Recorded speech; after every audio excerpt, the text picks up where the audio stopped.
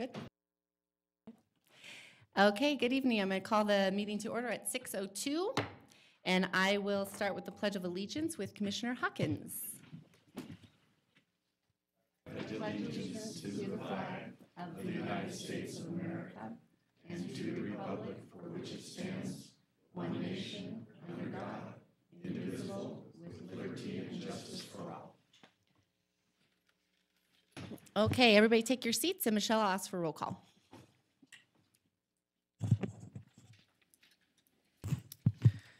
Okay, Peter Gower is absent. Ed Hawkins? Here. John Marshall? Here. Paula Levis? Here. Kevin Weisky? Here. Mark Johnson is absent as well. Britton Griffith? Present. We have a quorum. Okay. We're going to move on to item 3, public comment. This item is for either public comment or any other action item or any other general public comment. I have a couple up here, but if you didn't fill one out, just see Michelle and then come up to the podium. So I'm going to start with Danny Cleus. Hi, Danny.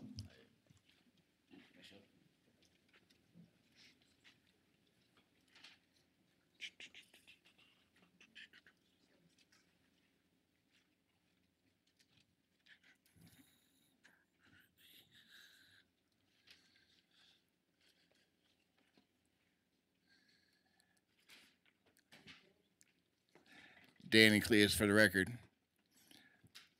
This is really nice. I know a lot about this, and this was hung on my door today. Prado Ranch is a development plan conceived of by the Lansing Group and to be executed in cooperation with the City of Reno, Washoe County, and the residents of Lemmon Valley. That makes it sound like it's a done deal with the City of Reno already. I know of one resident that's in favor for this out there, and I know about 5,000 residents out there that do not like this idea.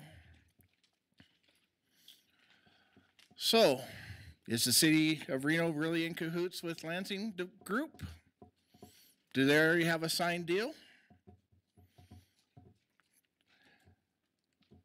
Are they already giving you guys contributions for this stuff? Because if that's the deal, I'd hate to do what we're doing with Washoe County and taking them to court with the City of Reno.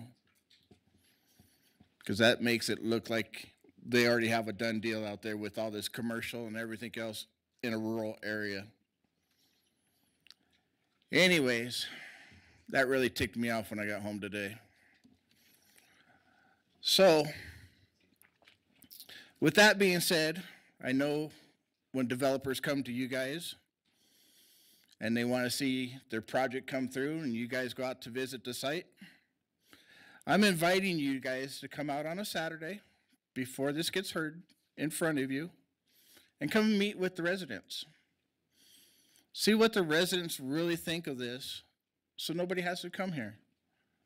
I'll have a whole group of them for you because this is a bad idea for our area. All the development around there is a bad idea for our area. That lake is only so big. It can only take so much stormwater. You might be able to do something with the sewer in so many years later. But like everything else out there, it's getting planned way too late. This stuff should have been planned 10 years ago. Knowing that you're not going to have a sewer, knowing that you're not going to have water, knowing that where the runoff is going to go, and I don't mean in my house either, or anybody else's house out there like almost 2 years ago now. So, I invite you all out. Mr. Hawkins knows how to get a hold of me, and hopefully we'll see you. Have a good night. Thanks, Danny. Next for public comment, I have Tammy Holdstill.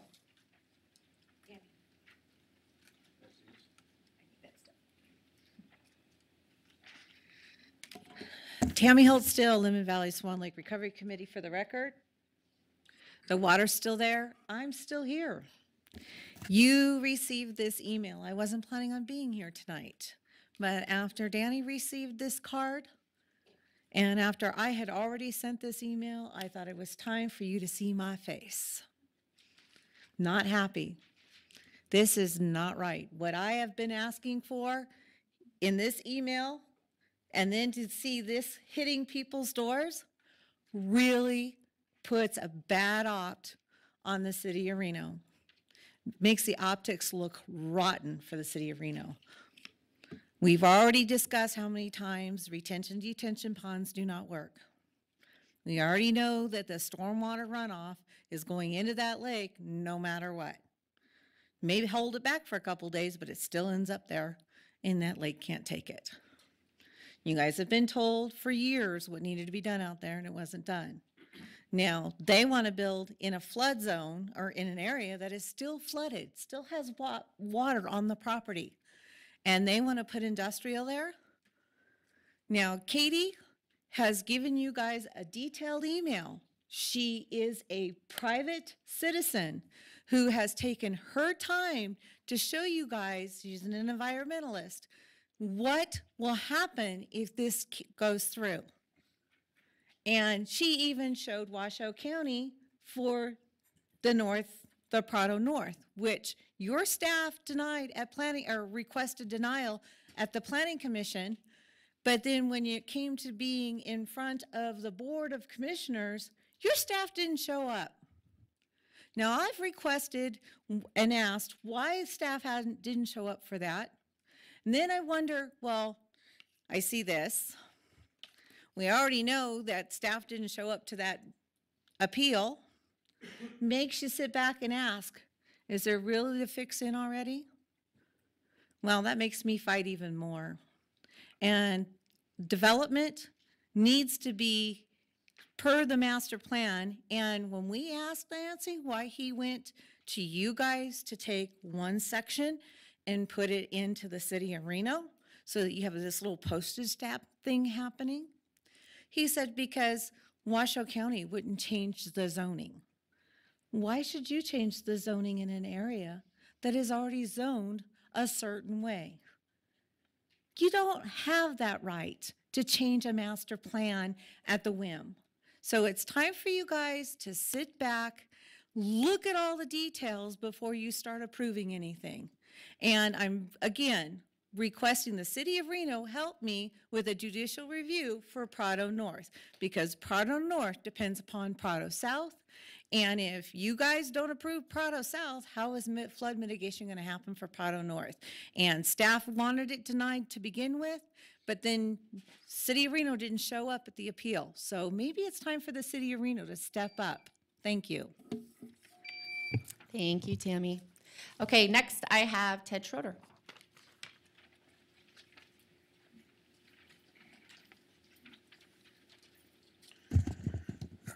Thank you.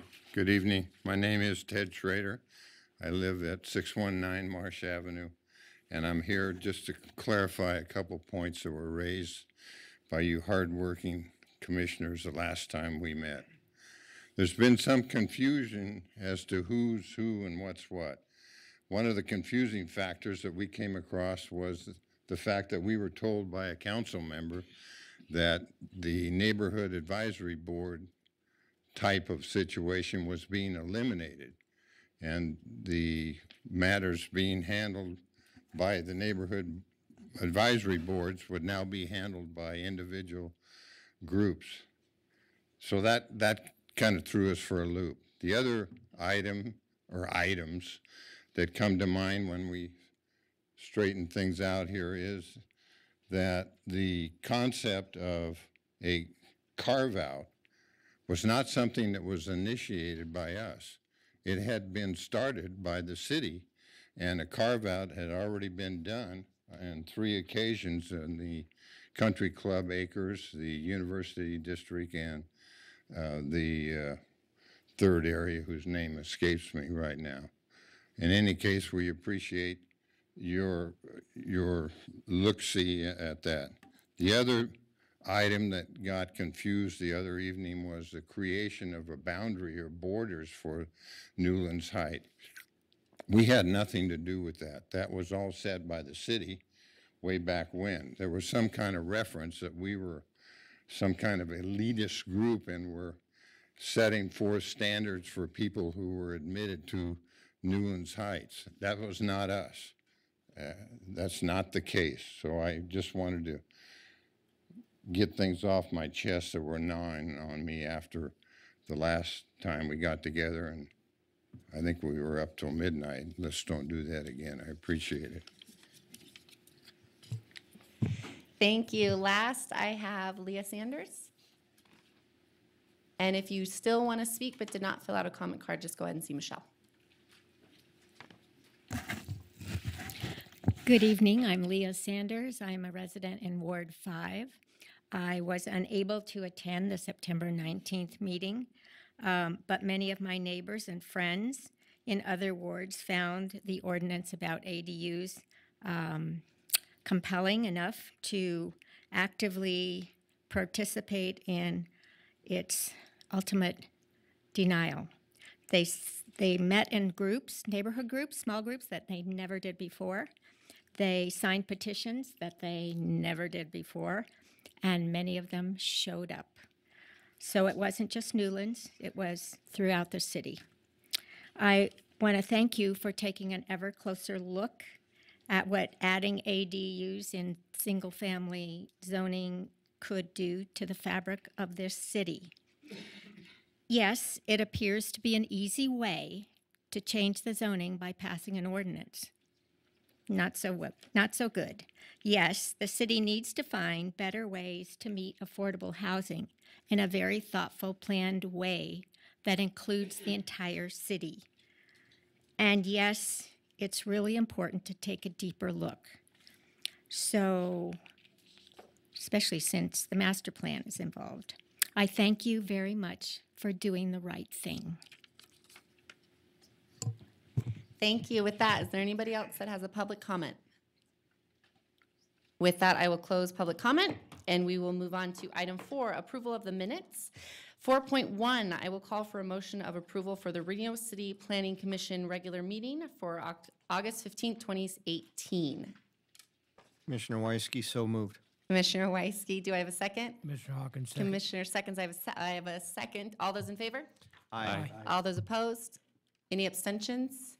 Motion carries unanimously.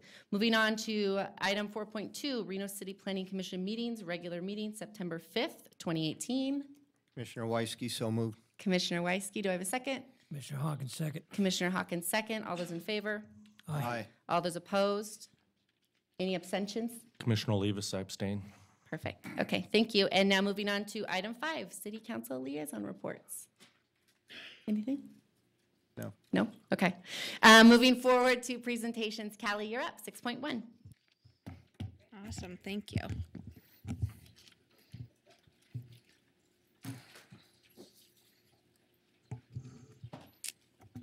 Good evening, everyone. I'm Callie Wilsey, for the record, Management Analyst with Community Development. I'm excited to be here tonight with my colleague, Associate Planner Nathan Gilbert, to really give you an update, the latest on the comprehensive update to Title 18. So in August, City Council has approved a consulting contract with Clarion and Associates. And so we're really expecting the pace of this project to kind of start picking up now that we have a consultant on board. We're doing a lot of the planning, getting everything in place, but we start to expect that to pick up. So we're here to give you an update, talk about what we've accomplished, what the next steps are. Nate will also be introducing the targeted code assessment report to you tonight and starting to get a little bit of your feedback. So tonight we're not really asking for any specific direction from you, but we're here to answer questions about the report or the project overall. We're here to hear your thoughts on the initial recommendations, kind of start a conversation, and any other priority issues you see for the update. Staff is also happy to host any briefings if additional time is needed kind of after this presentation.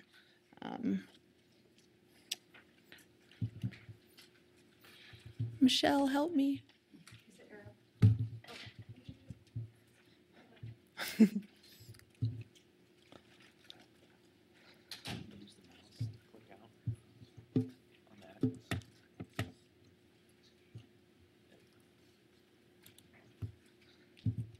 Thank you. All right. So the comprehensive update really stems from the work of the master plan, which you are all very, very familiar with. So it all really started back with the largest outreach effort in the city's history, known as Reimagine Reno. Almost 9,000 people participated in that process, from the visioning, where the community came out and told us what they expect and what they want Reno to look like and feel like, what their vision is for our community now and in the future.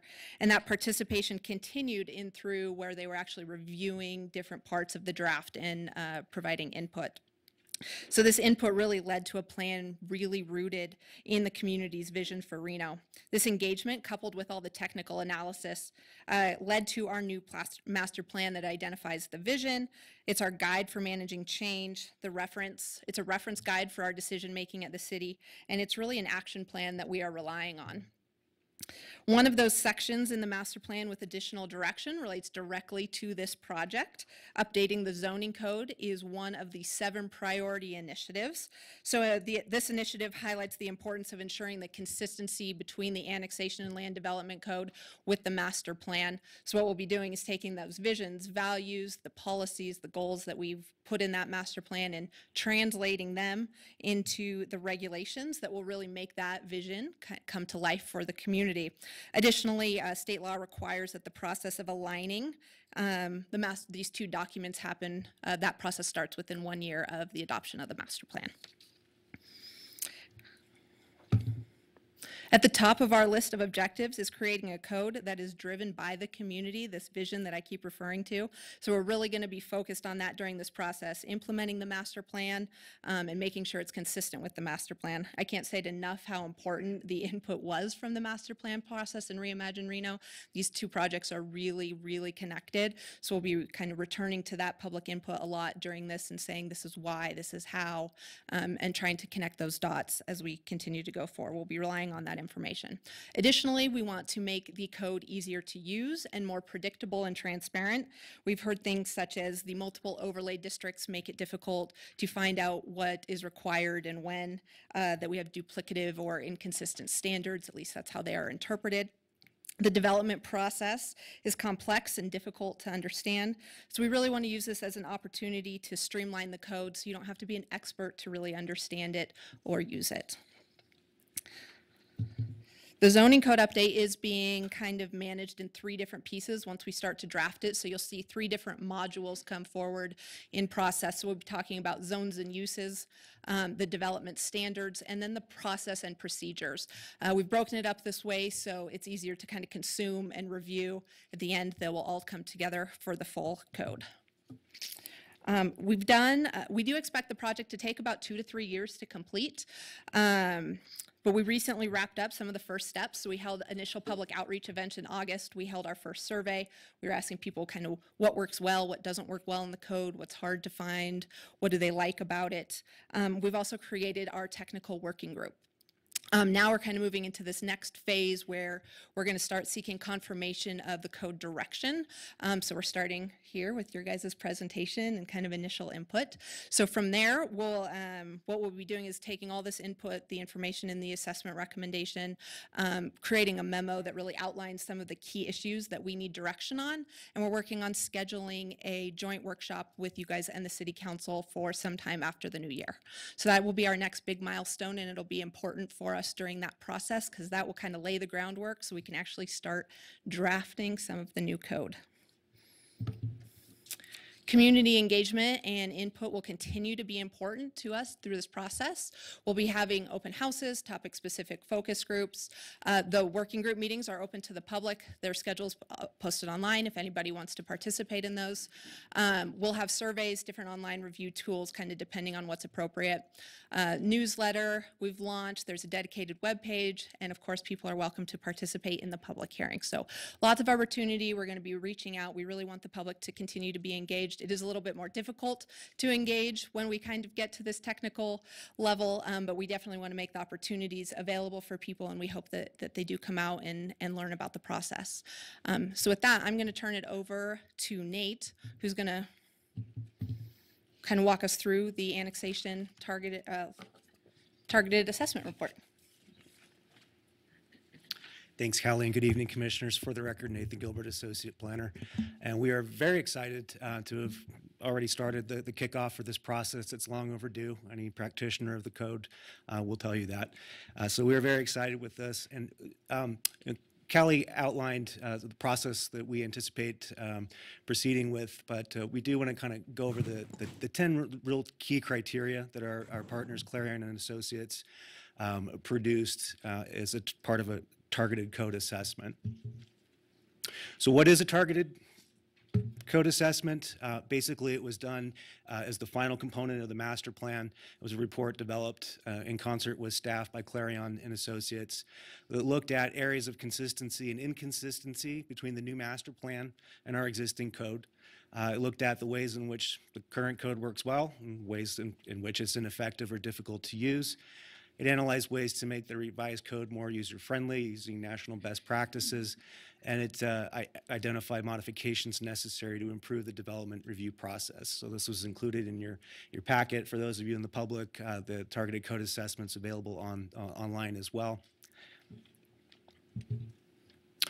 So to distill basically the 10 key points, they first identified a priority initiative of streamlining and simplifying mixed-use districts, basically adopting new mixed-use based districts to replace all of the overlays that we have. If you've ever worked with it, and this is a concern that we hear consistently from the development community, that there's just too many. We currently have 17 existing mixed-use overlays, consistent with the format of the new master plan. The recommendation is to condense that to 4 mixed-use base zones. And of course, consistent and clear standards throughout the code. A second recommendation is some I would define it as some housekeeping. Make targeted revisions to other zoning districts. In some instances, some of the new master plan designations would need adjustments to the underlying base zoning for conformance. Clarion suggested retiring certain office districts, the professional office and general office districts, as well as the hotel casino zone, which is really limited to one area. It's been largely replaced. Recommendations such as combining industrial zones or existing industrial business and industrial commercial zones. This commission sees frequent applications from folks, particularly with the IB, asking for requests. It's very restrictive. Revisions, purpose statements, and revisiting allowed uses in each zone. A third recommendation relates to plan unit developments, specifically establishing clear public benefit requirements. They looked at requiring a fiscal impact analysis for all planned unit development applications, requiring use of master plan land use designations so that any modifications to a PUD would first require modifications to the established master plan designations on the site. They recommended requiring a greater mix of housing types within each planned unit development handbook, consistent formats. Anybody who's applied at PUD, they're varied. We have over 50 of them. Helping a customer with a basic fence question can be more of an ordeal than it should be. So consistent formats, consistent timelines, and phasing criteria. They also suggest establishing a process to convert some SPDs and PUDs to base zoning. Some of the SPDs in particular, many of them from the early 90s, they've run their course, and they suggest looking at them as an opportunity, possibility of converting to standard city zoning. Fourth recommendation relates to updated uses and regulations, consolidation of land use tables. We currently have 4 extensive tables. They recommend scaling that back to 2. Simplifying and reviewing the organization of uses, consolidating similar uses, and eliminate antiquated uses. My favorite is fortune teller. You need a special use permit. I've literally denied business licenses for psychics. So we have some uses that could be revisited, certainly consolidated and stay current with current business practices. Diversifying of housing types, clarifying definitions. We have some conflicts between certain zoning code definitions of housing types like townhouses with building codes, and just adding clarifications to make sure that we're consistent with the objectives of the master plan. Fifth point was to reorganize and update development standards, consolidate location-specific and use-specific standards. There are scattered references through code. If you're a practitioner of code, you know that you can easily look in 5 to 6 different places, finding a basic standard. That is probably one of the most consistent complaints we hear from the development community, and Clarion identified that. That is going to be a key priority from staff's perspective. Implementation of design principles through district-specific standards where possible. Address distinctions between infill and redevelopment and greenfield development in code. Encourage overall flexibility, and most importantly, to provide more certainty and consistency for code practitioners. The sixth recommendation relates to strengthening access and circulation requirements. Many concepts were identified in the master plan, considerations by location. Consistent with that, the targeted code assessment identifies different ways to implement that, such as connectivity indexes, establishing tailored standards for infill versus redevelopment and greenfield.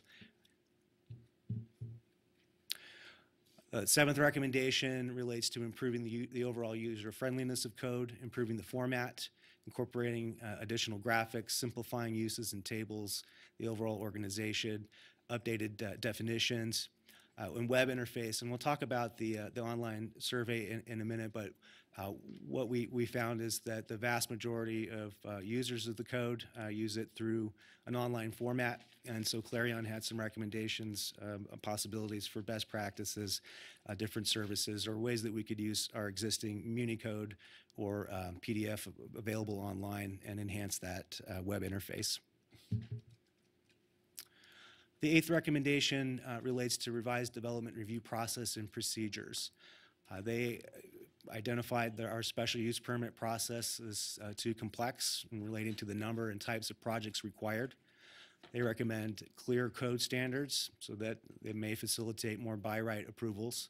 An example of that would be special use permits for major grading with enhanced standards. They considered the possibility that might be best suited through enhanced code standards rather than taking really more technical engineering practices to a body. They recommend clarifying that conditions directly respond to specific project impacts. They talk about enhancing the site plan review process to speed up smaller projects. Our site plan review is an administrative process with a 30-day turnaround.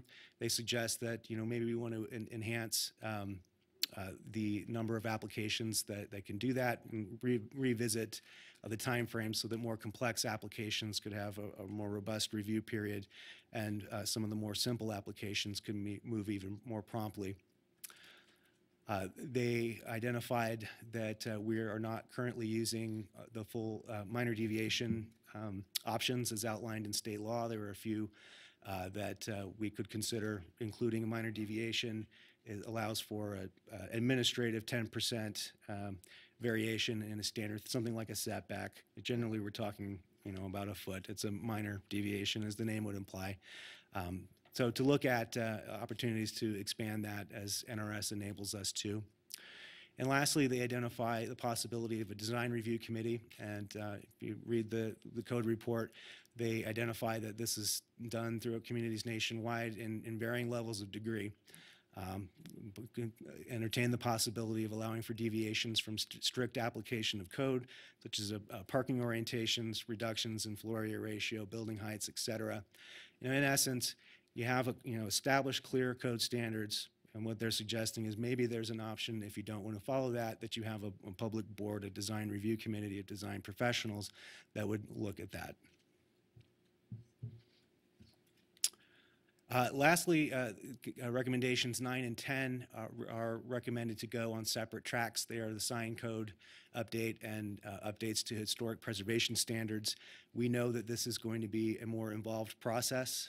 We know that sign codes and historic preservation have an involved groups associated with it. We want to make sure that our code is relevant and in line with the new master plan, and we want to hopefully once adopted, to come back and revisit the side code standards and standards related to historic preservation at a future date.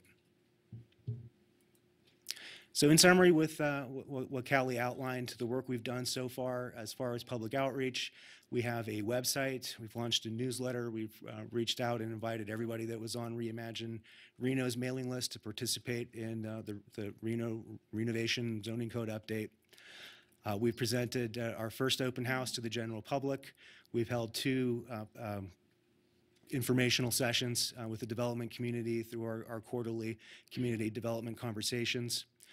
We've established a technical working group who will be our industry practitioners to look at it from their perspectives, folks from diverse industries, engineering, architects, planning, the real estate community, and so on and so forth, to serve as a review body as we move forward with this process.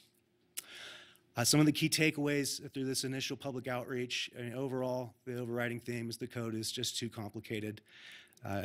The survey work showed support for all recommendations in the targeted assessment report.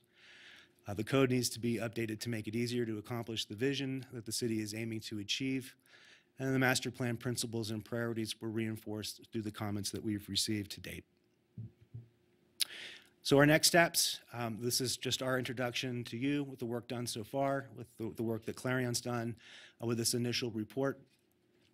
We'll have the opportunities for both planning commissioners and council members to meet with staff and to go over individual briefings if you have specific questions or want to relay that in a one-on-one setting.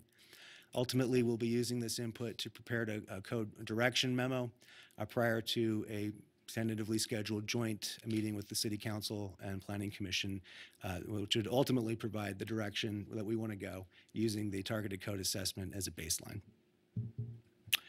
That's it for our presentation, and we are available for any questions you might have.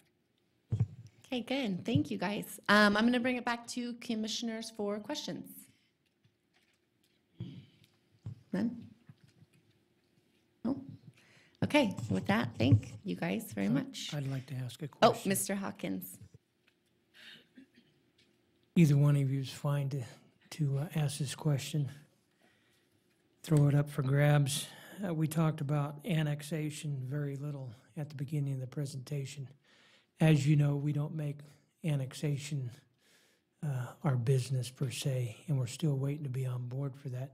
My question to everyone in here, and maybe Mr. Thomas can shed some light on this, when is the Planning Commission going to be able to take action on some of these annexations that are taking place in the city of Reno? Because right now, we're not involved.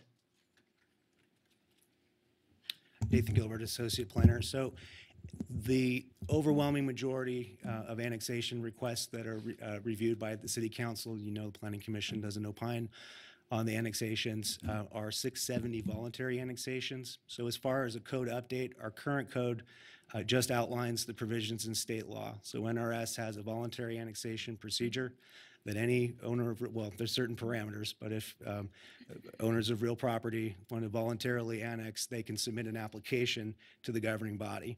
So as far as a code update, that's not really germane to the annexation, voluntary annexation policies. From a broader perspective, the other means of annexation would be a city-initiated annexation. That would be part of an updated annexation report, and that is something that the Planning Commission is intimately involved in. Many of the commissioners here were involved in the last city-initiated process. So a city-initiated portion would be something through a separate document that the Planning Commission would have an opportunity to participate in. Thank you. Could I chime in on that? I think what Commissioner Hawkins is talking about is not the process for 670 annexations per law, but to bring forward policies either to us and then to the City Council that 670s come to the Planning Commission first for a recommendation and then go to the City Council for final action. That could certainly be comments from this body during the initial process. Maybe just one more comment on that is, as you saw in January, you're going to have a joint meeting with the council. So that would be a good time to bring up the particular issue of annexations and how the Planning Commission feels it should be involved. I would recommend that when you have that conversation, it'd be good to be very clear on why and, you know, the reasoning and justification for being involved in those, what are often considered just a jurisdictional decision, but in fact do have ramifications. So that's all I would say is that's a good time to make the compelling argument why something different should be done. Did you want, I know you asked for questions, but can we discuss? I didn't have any questions, I just had some comments that I wanted to share. I really appreciate the focus on PUDs and PUD, not just the usability of PUD handbooks, but the policies for PUDs, and in particular, looking really carefully at ways in which we can encourage mix of housing types, and to the extent that we can by law to encourage inclusion of affordable housing into PUDs.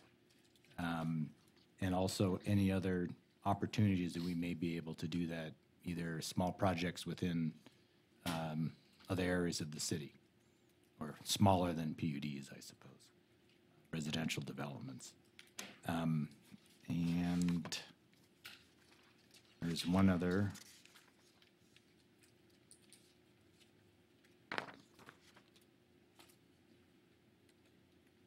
Now I can't find it. So if someone else has any comments.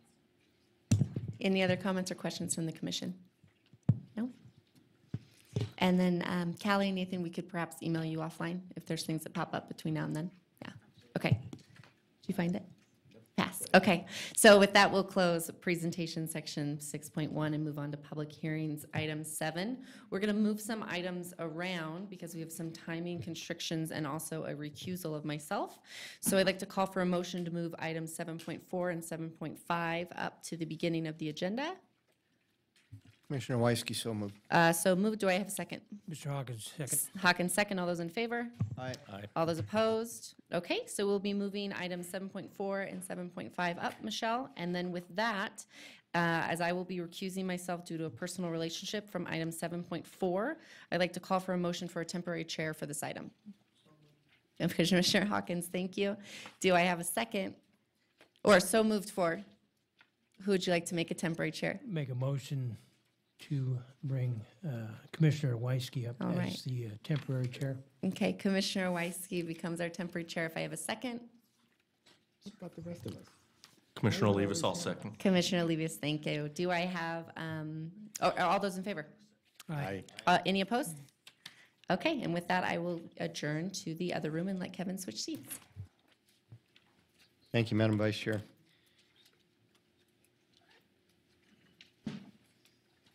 On our agenda, I'll call up item 7.4, case number LDC 19-00007, Las Cascadas Event Center. If the applicant or applicant's representative will come forward, please, you will have 15 minutes to describe your project to us. Good evening. For the record, Mike Raley with Rubicon Design Group, here representing the project applicant. Mike Harris and Michelle Clark, the owners and operators of the business, are here as well this evening. The project site is located at the northeast corner of Parr Boulevard and North Virginia Street, just south of the Bonanza. It's the two parcels outlined in yellow there on the map up on their screen. And what we're requesting tonight is a special use permit to allow for the establishment of an outdoor event center within the MU zone, which specifically includes an outdoor amusement and recreation facility and a nightclub. The project site is also located within the North Virginia Street Transit Corridor. And just to clarify on those uses, the project is not really reflective of what we traditionally think about as a nightclub or outdoor amusement. It's an event center. So the nightclub requirement kicks in when you have any kind of amplified music or live music on site, triggers you into what the code defines as a nightclub. So this isn't a nightclub that runs 7 days a week, 24 hours a day, where they've got, crazy parties with people coming. It's not a traditional nightclub use, is my point. What the project does do is cater to special events such as weddings, receptions, graduations, those sorts of events. In fact, the events occur entirely outside and are screened by the existing landscaping and waterfalls. If you had a chance to go up and look at the site, once you get in there, it's kind of really like a little enclave that can't be seen from the street. The on-site structures that are there include an office, restrooms, a catering preparation room, and private staging rooms for the wedding party. So in other words, the bride will have an area where she and the bridesmaids can get dressed, and the groom, same sort of thing. Some are really like staging areas. This is an overall site plan of the lower parcel. As you come in off Parr Boulevard, the parking, this is the existing office building. The areas that you kind of see outlined here are the paver patio areas. There's a waterfall and pond in this area, and then seating areas, and a large fireplace over in this area. And I'll have some pictures that kind of illustrate some of this coming up. The northern parcel is essentially just used for parking. And will be striped to include, we've got a total of 65 parking spaces. This kind of gives you an aerial view of what I just showed you. Here's the parking area, the office that I explained. You can see the patios, the waterfall, and the pond. These are restrooms, and then internal to this is a catering preparation room, so the caterers can actually come in through this back entrance and park here and not have their catering trucks and whatnot be visible, and it doesn't conflict with them having to stage in the parking areas where they have pedestrians and that sort of thing. So really it's pretty efficient. And then here are the areas where they actually have the events. Just to give you some site photos so you can see what internal to the project site looks like. Here's areas where you would have seating, the waterfalls that I described, the fireplace area. This is a site, this is actually looking across the site towards the corner of Parr and North Virginia. And as you can see, you can't see the streets internally from the site. This is the office building, and then a view looking to the south across the parking lot towards Parr Boulevard. There are some design and operational considerations that the applicant has implemented. As I mentioned, the site is entirely screened from adjoining parcels by the existing mature landscape. The hours of operation are outlined in the conditions and are acceptable to the applicant. Already, the amplified speakers that have been on site have been relocated to the ground level and are actually located behind a masonry wall. And I think it's very important to note that the sound must comply with the city code in terms of the decibel levels at the property line. And the sound study was provided that also included recommendations and analysis of the existing sound. And that was conducted, with kind of the speakers turned to the maximum level that they can go. Lighting is shielded and located to ensure that spillover and glare do not occur. And once again, those internal lights that you kind of see hanging, the decorative kind of rope lights, are all shielded by the existing landscaping that's out there. There is on-site security and a lifeguard, believe it or not, lifeguard for the pond area that are there for every single event that are dedicated. So there is on-site security as well as the lifeguard. So like I mentioned earlier, there's separate catering and delivery entrances to ensure the pedestrian safety and circulation. There is the existing RV park to the south, and I think you're going to hear from the gentleman that owns that RV park. It is significantly lower in elevation than this, and that kind of difference in elevation almost creates a natural sound wall, so to speak, behind there. I was out there this morning and had the applicant turn some kind of loud party music as loud as it could possibly go, and I did drive down into the RV park. During the day, I will tell you that the ambient noise level of just the adjoining Parr Boulevard and industrial operations as well as North Virginia drown that out completely. At night, I think, depending on the type of music, you potentially hear something, but it would be far below what code would allow in terms of allowed noise levels at the property line.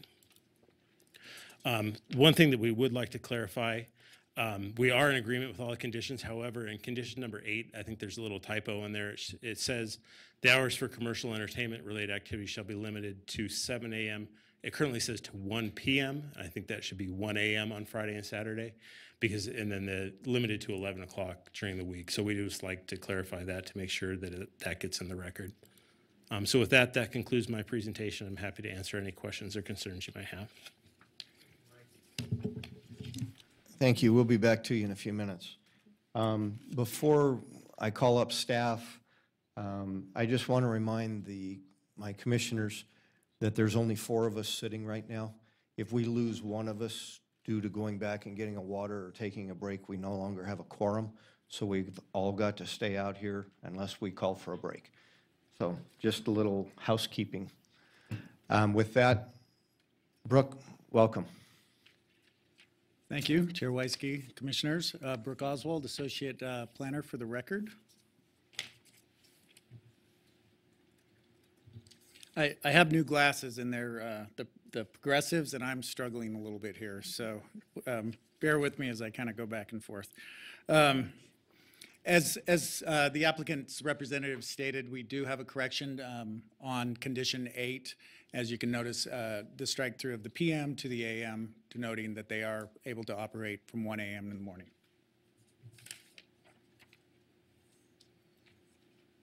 Go out a little bit. Thank you, Michelle. Do want to reiterate the zoning in this area as the red dashed lines indicate. That is the North Virginia Transit Corridor. We do have residential to the north and industrial to the east on this project. The MU, it's with the residential next to it. The MU excludes that from the residential SUP requirements, but they are required to meet the residential adjacency standards.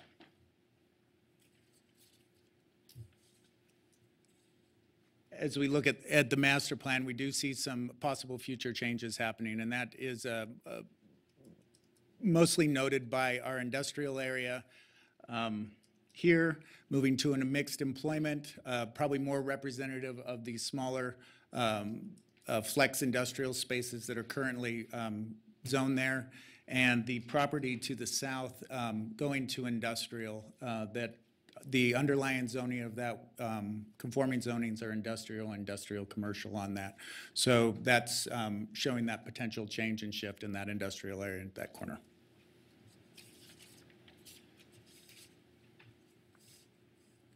As the applicant's representative mentioned, there are 65 parking spaces on site. This is something new. Or not new, but they are adding these spaces. They will be designated spaces. They don't currently exist. We see this as a benefit of reducing that parking or potential parking on street parking. It is all internal. It does meet our master plan of that internal sort of parking, shielded parking. Do note that that residential adjacency is adjacent to that parking lot. We will have those residential adjacency standards. Those deal with traffic, light, other sort of in-noise impacts like that. And so those will be handled through either their management of the parking or design considerations as we move forward with the design building permit on this.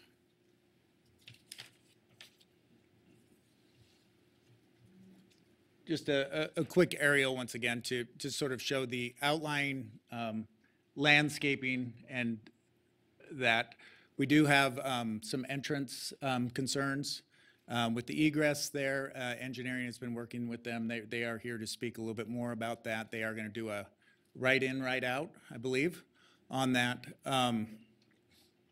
As you can see, the industrial to the east is very compatible to the use.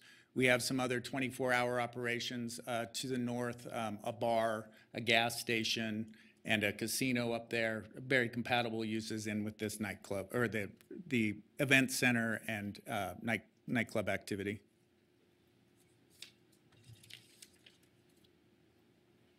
And hopefully this will help to tell the story a little bit more of the topography changes that we do have there. As the applicant's representative mentioned, there are down along the recreational vehicle park, probably about 20 to 30 feet of grade kind of happening there between the project site itself and the RV sightings.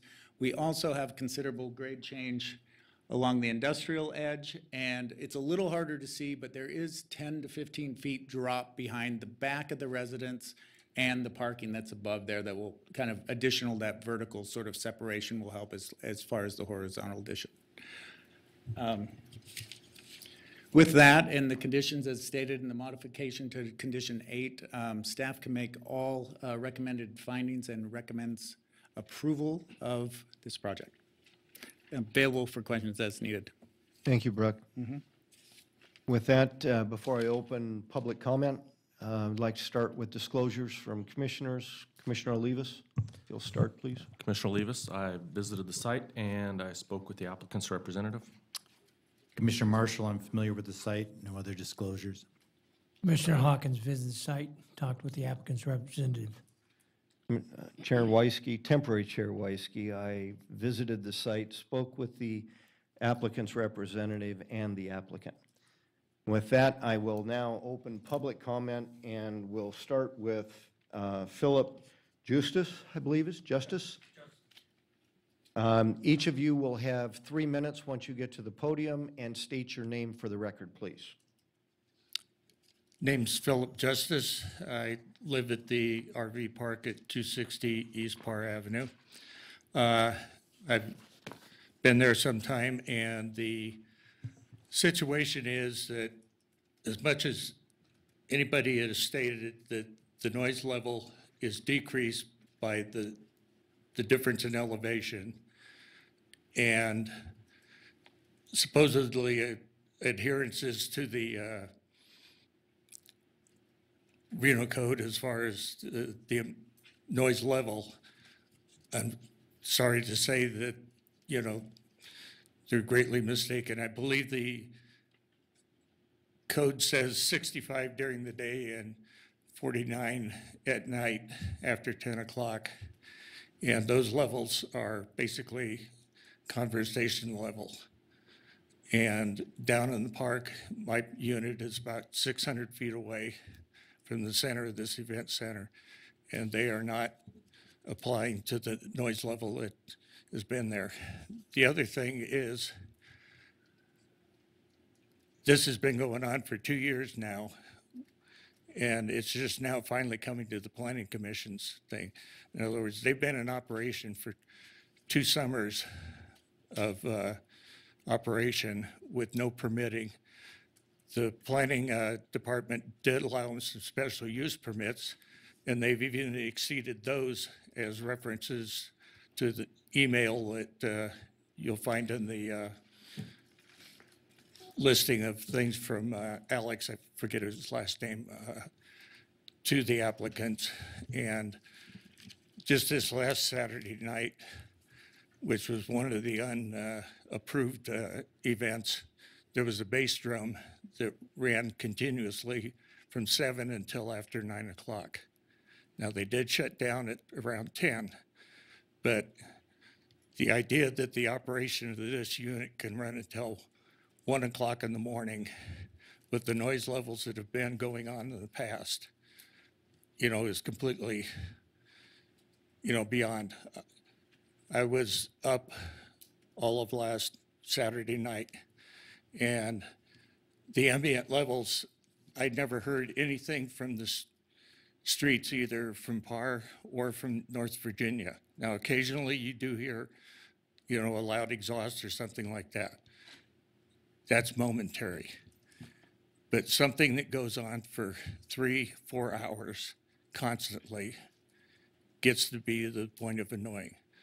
Now, I don't want to detract from the people, you know, making use of their property to you know, make money. But when they infringe upon everybody else's peace and quiet, gets a little bit beyond what's necessary. Thank you. Thank you. Next is Patrick Douglas, to be followed by Christine and Patootie. Thank you. This brought to my attention this spring. I didn't realize that all of last summer, I'm the owner of the park. State your name for the record, please. My name is Patrick Douglas. I am the owner of Shamrock RV Park. I do not live on site. Brought to my attention by my staff that beginning in May all the way through maybe beginning of October, that there's been events across the street in this property. And they called the police 15 times last year, maybe 15 times this year. The police will not even allow them to write a disturbance of peace report for the disturbance. This thing has gone on till 3 in the morning at some points. Now we're getting yelped, we're losing tenants, we're getting damaged. They don't have control of the events themselves. They're unpermitted events. They've ignored the city's request through Reno Direct. Woolies allowed them to have some additional events through pleading. And on the 15th of August, it went to again, 2 o'clock in the morning with music. He said, don't bring music into this thing for the rest of the period. I see they're approved now through October 13th.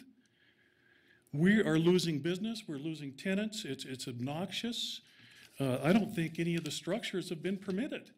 We don't even have permitting on this. The parking for the landscape, obviously they're changing the landscape company. I guess that goes away someplace because they've been parking on Par Boulevard. I thought this was, when it was first built, I thought it was a demonstration garden, something that they sell to the other people. It turned out they had other intentions, which congratulations, try to make a business out of it, but get control of it. And as management and owners of this property, they can't seem to get control of these event people. The DJs and everybody else ignores their request. I think even Mike had a situation where he called the cops on his event people trying to tone this thing down until 10 o'clock. 1 o'clock in the morning, no way. We're in big trouble here because it doesn't stop at 1 o'clock. My people can hear that. I don't care what you do. We're living in hell.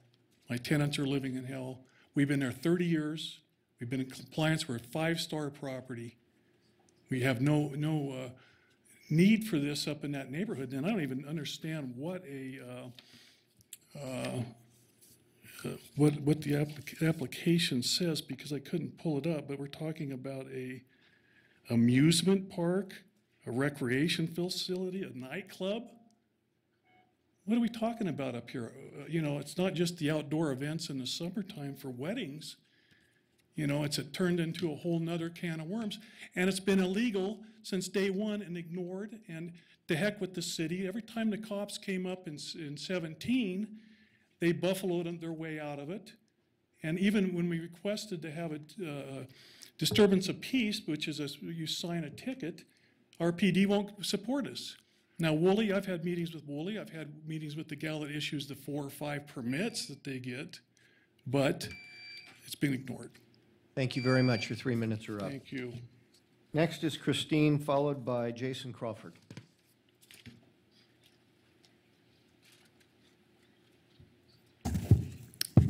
My name is Christine Patootie. I am both a resident and an employee of the Shamrock RV Park. I've lived there for over 3 years and worked there just about as long. And I can state personally, I live closest to Par Boulevard in Virginia. My site is very close to that corner. And my experience is, we all love good music. We like a party. We like when we're invited to a party, when we're hearing all the music. But what this park is hearing is a drum beat, and then it changes, and then another drum beat. We're not hearing music, and it's continuous. And then some hooting and hollering, but mostly it's just, we're not getting to enjoy music. Not that we even want to, but what I'm saying, what we're hearing is just this ongoing, continuous, and then when the drum beat changes to a new one. So as a tenant, I've actually heard music loud enough that made the inside of my RV rattle. And it's been after hours. Now, more recently, they've toned it down, but not consistently. And that's my concern is where do we see the consistent ability to control these parties with these people coming in? The second thing is when I work as an employee, I've had temporary guests and tenants complain considerably with several temporary guests saying, if we had known this was going to be here, we would not have stayed at this park. So, I mean, yes, we call it an RV park, but it's primarily full-time with a whole lot of retired people. So think about it as a bunch of homes in that area, not just an RV recreational park. These are homes for people. It's my home. So I'd like to know that this neighborhood is going to have some peace and quiet, because I moved in for that reason. And I'm not seeing it happen. And not only that, it's one thing for the Friday and Saturday, but to open this up to extended hours and for more nights per week, you know, to have that kind of flexibility, it concerns me, because I think it is definitely, as Patrick said, it is going to affect the business. It has already, and it will going forward. So just thank you for hearing me. Thank you. Jason.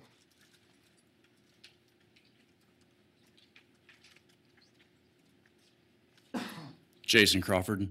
I own property to the north of the proposed event center, and I have not really experienced that much noise from this property.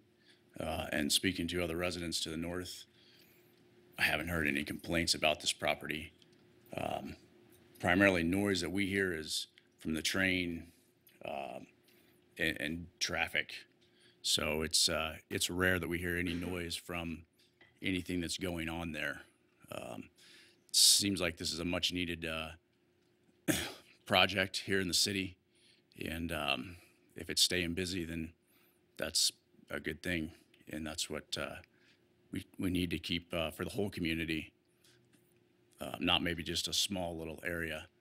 But as far as the noise goes, I have rarely heard anything at all from this event center. So, thank you. Thank you very much. Is there anyone else here this evening who has not filled out an orange request to speak for him who would like to get up and speak on this agenda item? Hearing and seeing none, I will close public comment at this time and bring it back to the commission for questions. Commissioners, who would like to start? Commissioner Hawkins? Thank you, Mr. Temporary Chair. This is for staff. Brooke, Yes. talk to me about how many times they've been called on code enforcement or the police department, please. I cannot speak to the amount of times. They have been called a number of times. They have worked with Alex Woolley in code enforcement to try to mitigate the issues and problems.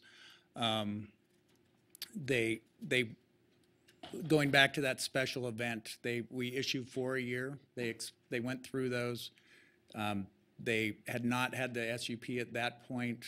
They were issued more to help them. They had already booked events, so they issued more for that.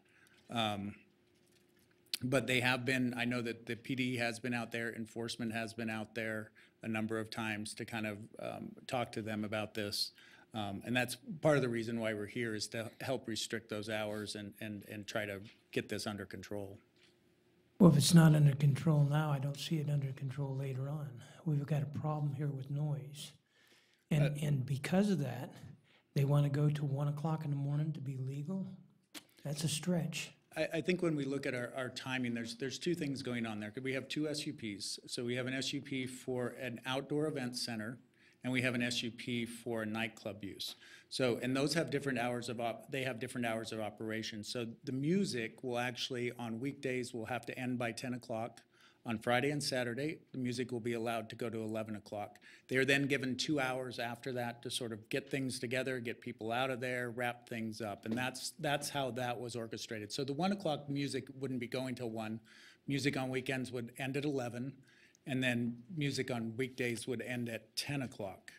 And so with that, I'm trying to think. So, and we felt that was, so it is in the MU zone, and then it's in the North Virginia Transit Corridor. It abuts the Virginia Street, and they're not required to have an SUP for 24-hour operation there. So they currently have an SUP for a construction or landscape company. In theory, they could run machines all night if they wanted. And so we're really trying to restrict those hours back, make it reasonable for their business, that they can operate, that they can have events, and they can have them, a decent event, but really to mitigate that sound at those points. As I showed in the zoning, we do have an RV, like recreational vehicle park. Now, as that's described, that is not a permanent residence, but we do have an RV, or as that's defined in our book, that is a park, not a residence. Our residence adjacency is really to that north portion of the site. And that's where we were really looking to mitigate that. That the park is within that zone, and as I showed, the future zoning shows that as industrial over there. So we are looking at that as a different use. There are current residents there, and obviously they are concerned as far as noise and their impact on their well-being and that. Phil, with the conditions on the SUP, that we have addressed that to try to make sure our times are there. They are subject to those noise requirements and adjacency requirements, and that will be because of those other adjacent properties, which will have an effect across Parr Boulevard and to that RV park section. Thank you. Commissioner Marshall. Brooke, Yes. for the special event permits that have been continually issued, even though they're more than 4 per year, were there hours of limitation within those permits? Those permits were issued by the business, and I believe there were some hours set. There was a 10 o'clock music curfew set on those.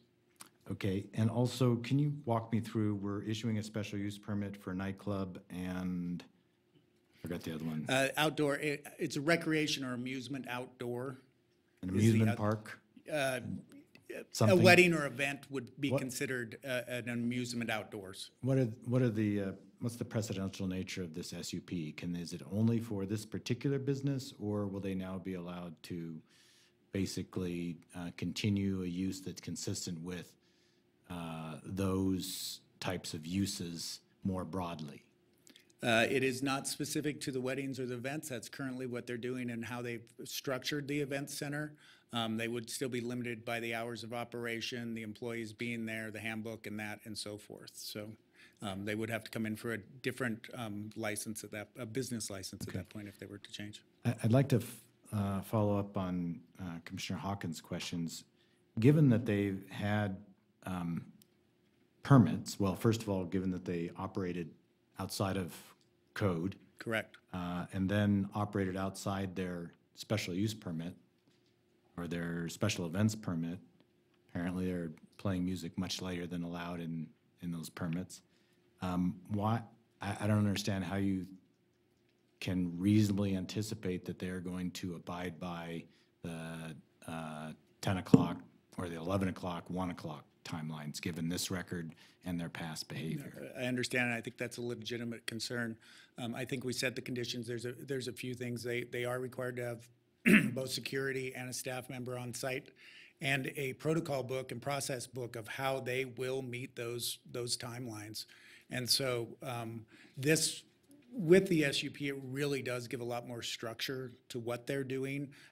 We are able to enforce, they are doing something outside or non-conforming, but we are able to enforce when we actually have a written statement. This is what it is. This is what we would do, and we can revoke their SUP at that point. And so we do have some recourse.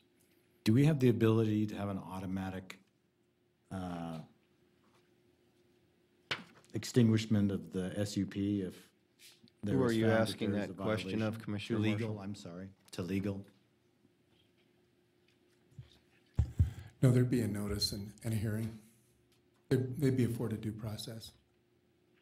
But we could gather all the facts and make a decision as to whether or not they violated the conditions of the SUP. So can we make a condition of the SUP that they, if they have more than 1, 2 violations, that the permit is revoked?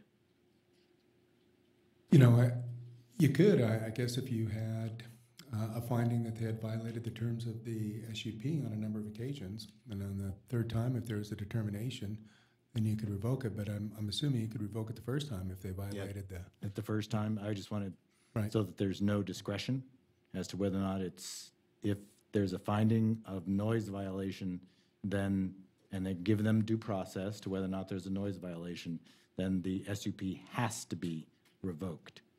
Is that a legal condition that we can place on this?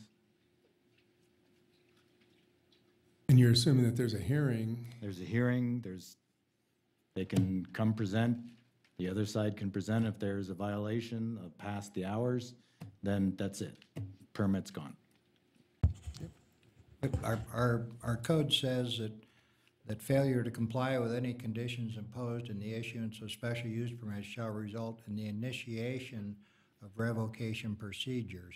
and any other enforcement procedures provided by Reno Municipal Code. So I don't think we can make it automatic, but we can make it automatic that they'll be in front of this commission.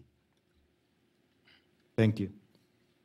If I can, a different way to approach that, as opposed to us imposing a condition, would be for the applicants to represent their operational nature. In other words, if they said to us that they believe they're in violation if they get 2 citations, then it becomes a question not of us imposing a condition on them, but them not operating under the parameters of their special use permit. I mean, it's a subtle but different way of approaching the concern you have, Commissioner, which is at what point is it legitimately voided because of failure to perform? The burden being on them telling us, you know, what they are representing this application to be, because that's ultimately what the hearing is about the special use permit. Did they violate the approval that we granted them? When we get to discussion, we'll address that. Commissioner Marshall, Carl Hall, Reno City Attorney. I'd also like to indicate that the Planning Commission shall submit findings and recommendations for revocation to the City Council. The City Council would actually revoke the special use permit based upon your recommendation. Just wanted to follow up on that. Other questions? Commissioner Hawkins. Question for Brooke. Now, we're looking at 2 SUPs tonight, one for the entertainment portion and one for the nightclub portion. Correct. As far as the nightclub portion, are we using the same condition number 8 as far as timing is concerned? Or is there another set of hours here? Let me pull that up 1 second. Okay, thank you.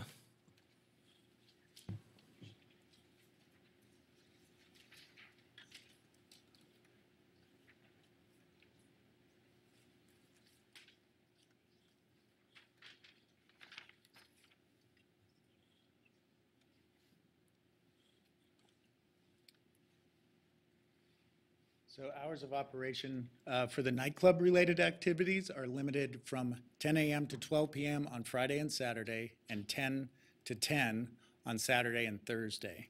And so what I tried to do there is limit those hours that the music can actually be played, assuming that would give them a daytime event and nighttime event and let them run their operations. Then as we look at the hours of operation for the commercial entertainment, that's at the outdoor. That's just having someone out in that event center, that event space. That is not the music. The music is limited to that nightclub use and is limited between those hours above. So what I did is give them a larger portion of hours at that point so they could set up in the morning, tear down at night, clean up, make sure that people were off site and done at that point. So when does the amplified music stop? The amplified music would stop at 12 p.m. on Fridays and Saturdays and 10 p.m. PM or AM? Excuse me, 12 a.m. on Fridays and Saturdays and 10 p.m. on Sunday and Thursdays. No, I haven't seen an alcohol license yet. Has that already been discussed? They have not put in. No. We don't see alcohol. Oh, okay. Yeah. So nothing in the code as far as residential adjacency would come in front of us for an alcohol license? For the alcohol license, it is a separate license. It is one that goes in front of City Council. Because of the it isn't considered residential adjacency because it is in that mixed use Virginia Transit corridor. And so it's actually not residential adjacency. We will be applying residential adjacency standards per RMC, but it is not an SUP for residential adjacency. Thank you. Mm-hmm. Any other questions, commissioners? Discussion. Who would like to start? Commissioner Hawkins. Thank you, Mr. Chair. The only thing I want to discuss is I'm disturbed by the amount of times we've gone through this special event permit and working behind, I don't know, closed doors per se because they're not following the rules the way they're set forth. So with that in mind, I can't support the nightclub.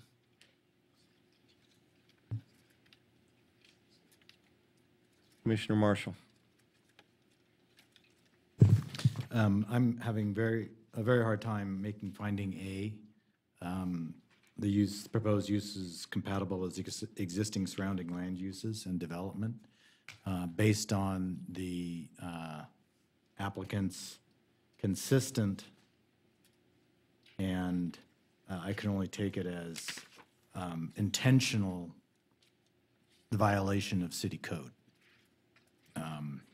And there's no indication that, I mean, they've been blowing through city code and permits to date, and there's no indication that anything's going to change in the future.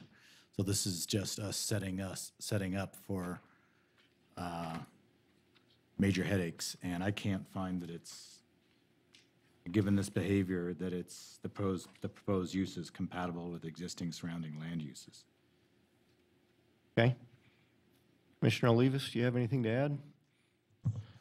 Commissioner Olivas, I guess looking at the findings and splitting the two SUPs, I think that the outdoor use, I can make the findings for, in particular ones in questions would be A and F with compatibility and noise, in particular vibrations. So I think just for normal outdoor use, I can find that. I guess I have a much tougher time with the nightclub. In particular, the noise, amplified noise, and it brings back prior discussions that we've had with other nightclubs where we've had other physical limitations, such as double doors at the front door, so that you don't get a door open at the same time and the music coming out. So I guess I would be open to hearing alternatives or limiting factors on the noise from the nightclub activities, but I think just limiting the hours, it's pretty much been demonstrated that they're not abiding by that too. So I would concur that that's past practice makes that even tougher to find. But if there were other things such as the double doors for the noise or other types of factors that I could sink my teeth into, without that I can't really find findings A and F for the nightclub. Okay, thank you. I'd like to call the applicant's, excuse me, Representative Mike Raley back up. Mike, can you expand on what Commissioner Olivas has just requested real briefly, please? Yeah, absolutely. Briefly. And I would like to make a couple clarifications because there's been a couple misstatements here tonight, so I want to get some kind of facts on the record here. First, with the sound, I think we would be more than willing to consider no amplified music at 10 o'clock across the board. I don't think we have an issue with that. That still gives us time to get everybody out and do the cleanup and that sort of thing. So we don't have an issue with that. But I would like to note just a couple of things that they've done already, knowing that there was concerns about noise. Originally, as I mentioned in my presentation, they've lowered those speakers down, which makes a substantial difference in how the noise carries. And I think even one of the woman that testified said, as of recent, it's gotten better. Well, that's a direct sign that because of those speakers have been lowered. I think it's also important to note that the times that the police have come out, they were found to be in compliance. There's never been a citation issued. The police found them to be in compliance. And going back to the code enforcement issue, not that ignorance is an excuse, but the applicant doesn't deal with special use permits all the time. There is a special use permit on the property for the landscape business that operated there.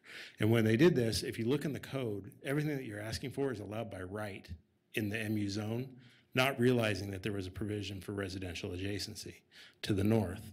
In fact, the applicant owns parcels to the north that directly abut this property, so they didn't realize that there was a problem. So when the city came out, they said you need a special use permit, but we'll issue you this events permit. And they said, oh, well, we have a special use permit. And then we did the events permit and that legalized it. So they thought that they were operating under what was allowed.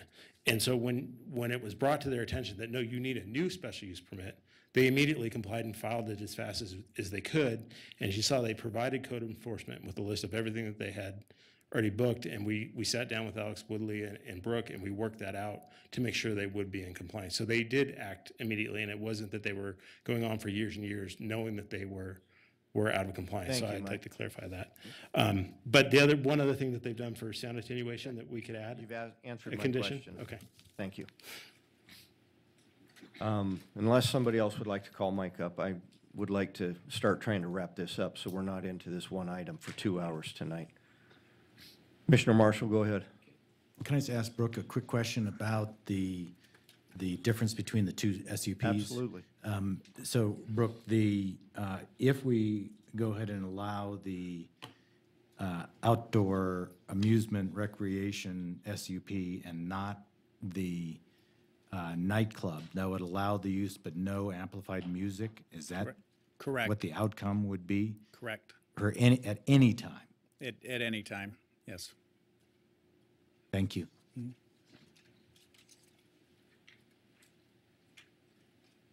Any other discussion, commissioners?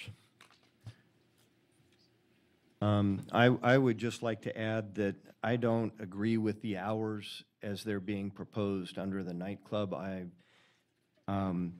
actually would be more in favor of whenever somebody makes a motion that we have reduced hours for if the nightclub is brought forward, that those hours are reduced and not past 9 o'clock Sunday through Thursday, and maybe not past 10 o'clock on Friday nights and Saturday nights.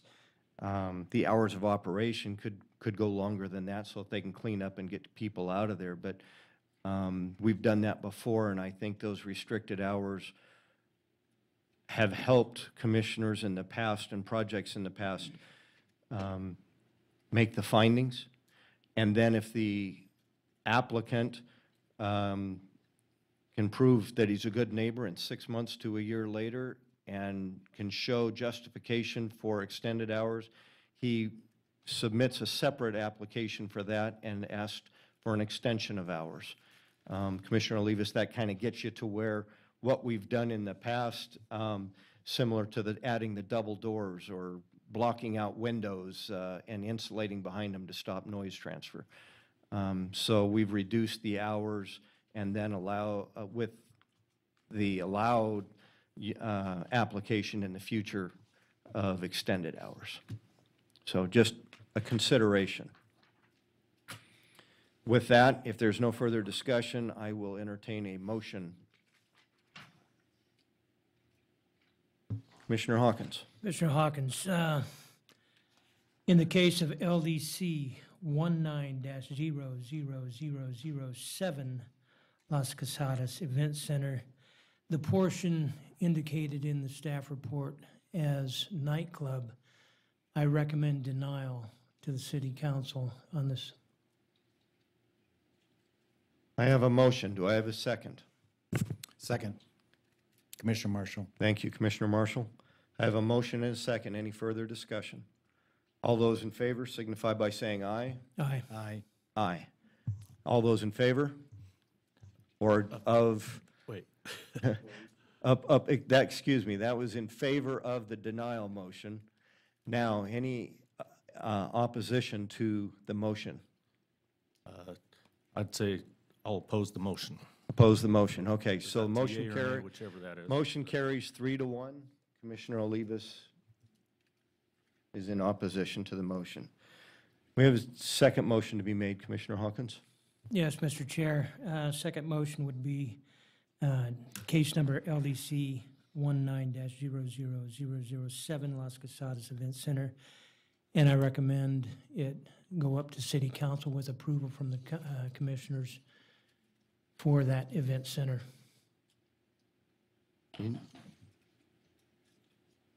Why are we doing a recommendation, Commissioner? It's okay, we'll take a vote on that. I'll change it. Recommendation? Yeah, I can meet all the findings, and I'm Brooke, looking for a second. would you clarify that for us, please?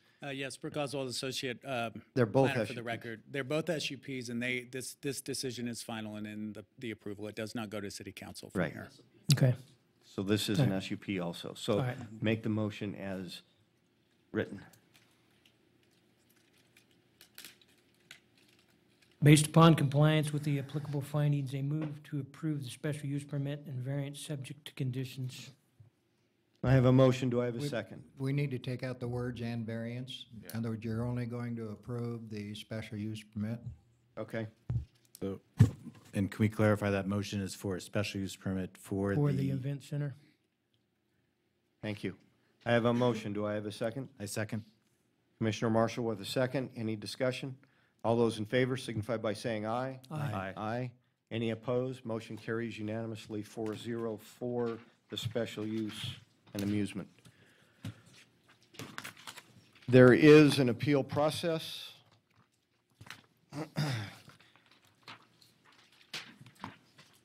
And I haven't read it in so long. Give me just a second, please. Any final action, not including recommendations, or failure to take action by the Planning Commission may be appealed to the Reno City Council by the applicant, the mayor, or a city council member, or any person who is aggrieved by the action or inaction.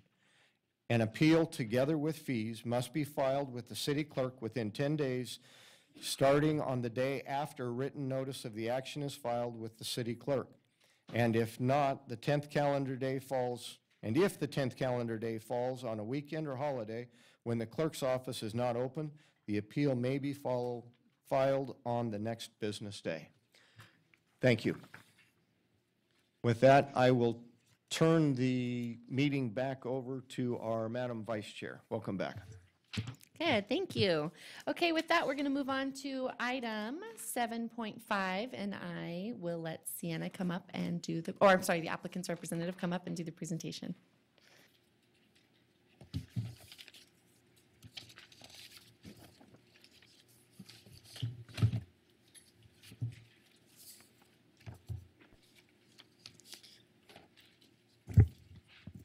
Thank you, and good evening, members of the commission. For the record, my name is Ellie Reeder with Loomis & Associates, here today representing the applicant.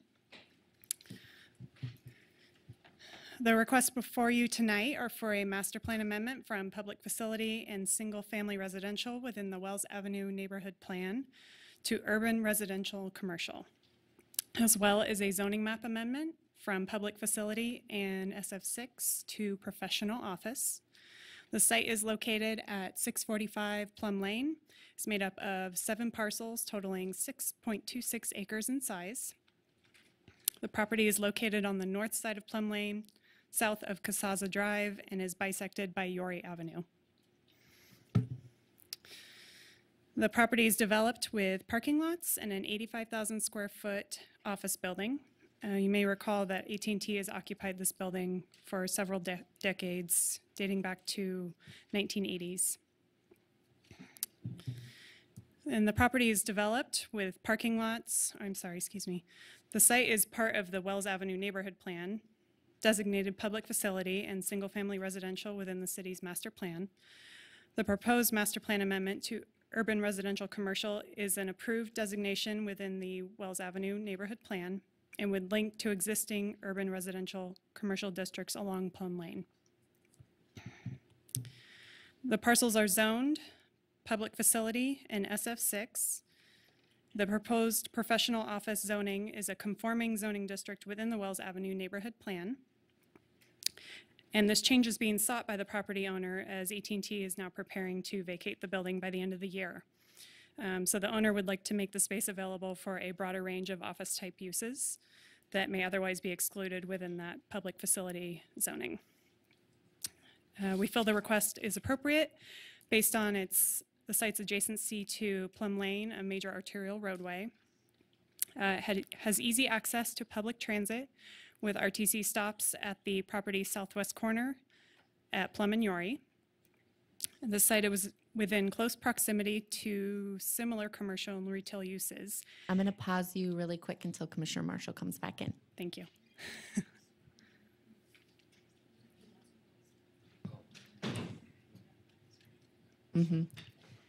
Should I back up? So do you want to just start over, Michelle? Okay, so we're going to start over, and then a reminder for commissioners, we need full quorum for this one, so we can't leave for this item. Yeah, so we can't leave for this one either. Okay. Wait, would you like me to start the timer over, or do you want to just pick up where you left off? I'm okay either way. Whatever's easier for you. Okay, we can just keep start going. where I left off. Yeah, thank you. You don't need me to start the whole presentation over, or you do? Okay. So the site is within close proximity to similar commercial retail uses, and its location creates a transitional zoning buffer between a busy arterial roadway and the single-family housing to the north. So these lists demonstrate some examples of the differences in typical uses permitted based on the existing and proposed zoning categories. Within the current public facility zoning, uses allowed include a convent or monastery, a private dorm, a child care center, theater, cemetery, church, hospital, etc. While the proposed professional office zoning would allow uses such as a barbershop, copy center, general personal services, private club, or bed and breakfast. So just some final notes that we wanted to emphasize. We think it's important to highlight that no new development is proposed with this application, nor is it anticipated or planned for by the owner in the near future. The current public facility zoning has been appropriate up to this point since the building has been occupied by AT&T for so many years. However, now that they're vacating, the property is better suited for more office or commercial type uses, which would be allowed in that professional office zoning category. The city master plan has also identified this area as a priority location for infill with existing services and infrastructure already in place. So the parcels will essentially continue to operate as a business building with the affiliated parking lots and no anticipated change in impact to the surrounding neighborhood. So this concludes my presentation, and I'm available to answer any questions. Thank you. Thank you. Sienna, as you come up, I'm going to ask the Commission for disclosures, and I'll start with Commissioner Weisky. Thank you, Madam Chair. I visited the site. Commissioner Hawkins visited the site, talked to the applicant's representative.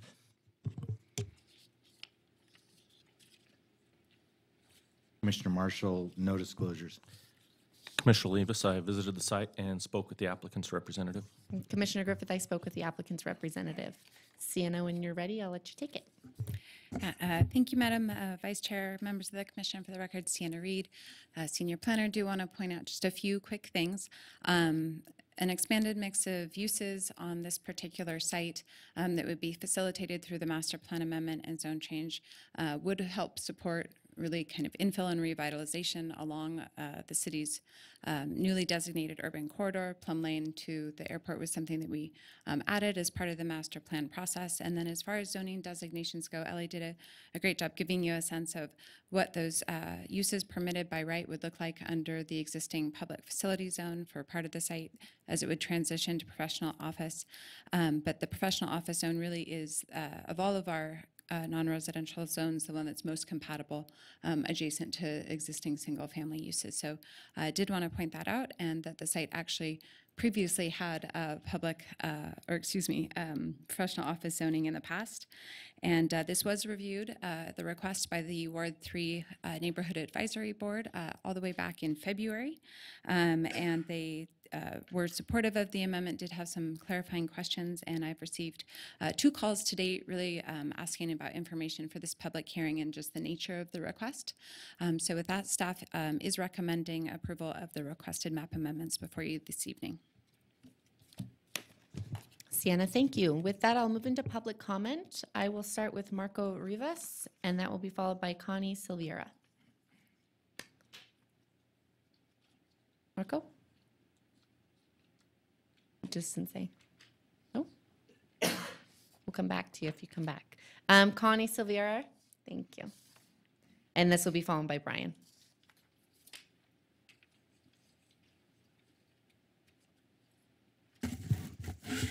Thank you for letting me speak today. I live in the pink location here, and I realize that it's,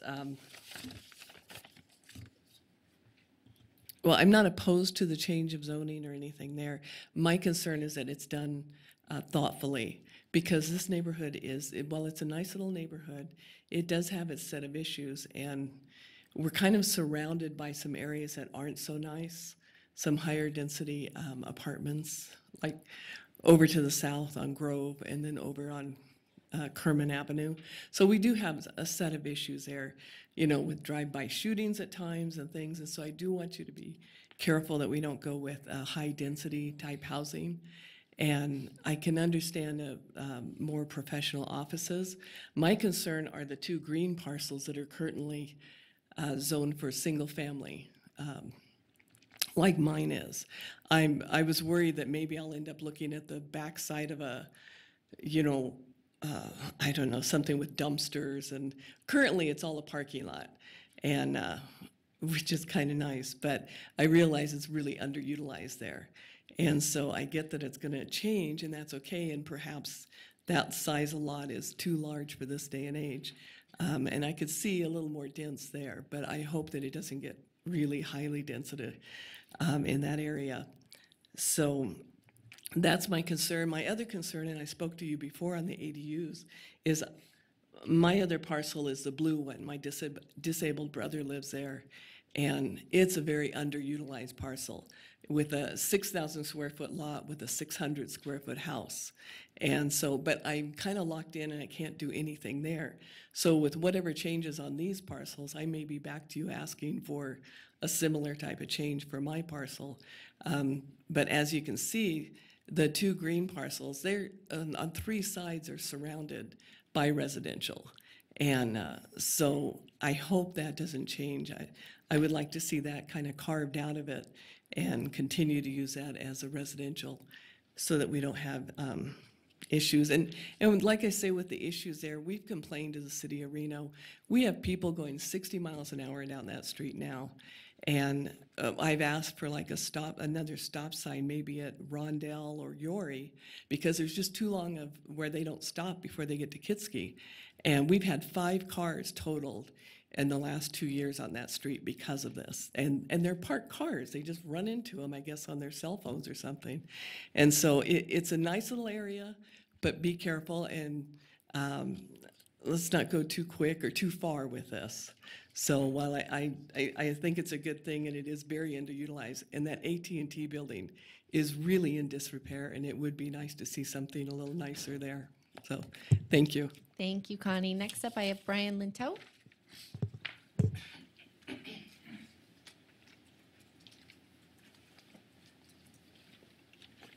Hi, thank you. My name's Brian Linton, and I am concerned about the 4 houses that I got this postcard in the mail, and I'm going to read the last sentence. It says, in the 4 parcels located on the northwest corner of Yorrie Avenue and Kazaza Drive. That's 4 houses. One of them is directly over my backyard fence. I don't know what the plan is for those 4 residential houses. I got no objection to across the street, those big lots behind the AT&T and the radio station, as long as they're not too tall, obstructing my view. I also question the length of proposed construction going on. The noise factor in my neighborhood, it's a quality of life issue for my wife and I. So I'm concerned about it, and I'm asking the planners to deny this request for amending the zoning change. Thank you. Thank you, Brian. Do I have any other requests to speak from the audience or from Michelle? No? Okay, with that, I will bring it back to the commission for questions.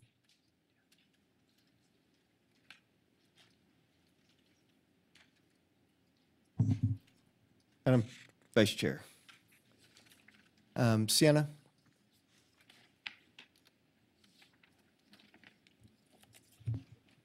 The way the lots on the northwest corner are zoned, what is the maximum allowable height of a building that can go on those lots? So Sienna Reed, for the record, coming into focus here is a comparison of existing and proposed zoning. So for the lots to the west of the site, we have single-family zoning currently, as well as public facility zoning. The maximum height for those particular zones is 35 feet. Under the professional office zone, it is also a maximum of 35 feet. So there would be consistency with the surrounding area. Also to the north is SF6, so that maximum height there is 35 feet as well. Okay, so height-wise, no matter whether this zone change is voted on or not, in favor of or not, the owner can build to 35 feet. That is generally correct. We would have to evaluate our residential infill standards for height, I mean, but that is the we're maximum. not talking about a absolutely. project, it's just what code allows. That's correct. Okay. Second question, the last question I have is zone change. Does that mean we know what the project is or we don't have a project? Can we condition zone changes or can we not condition zone changes? Thank you. So with master plan and zone changes, we are not allowed to condition those per law. We do not have a project before us at this time. The applicant's representative has stated on the record that they don't have any plans to use the property other than the current buildings and parking lots on the site. It is important to note, though, there are a fair few parking lots associated with the current site, and if there were to be any additional development in the future, we would have a special use permit come forward for residential adjacency, so we would have another public hearing process, very similar to the one that was just before this, where we look at the actual project, appropriate conditions related to the residential uses surrounding the area. Other questions? Commissioner Hawkins. Thank you, Madam Chair.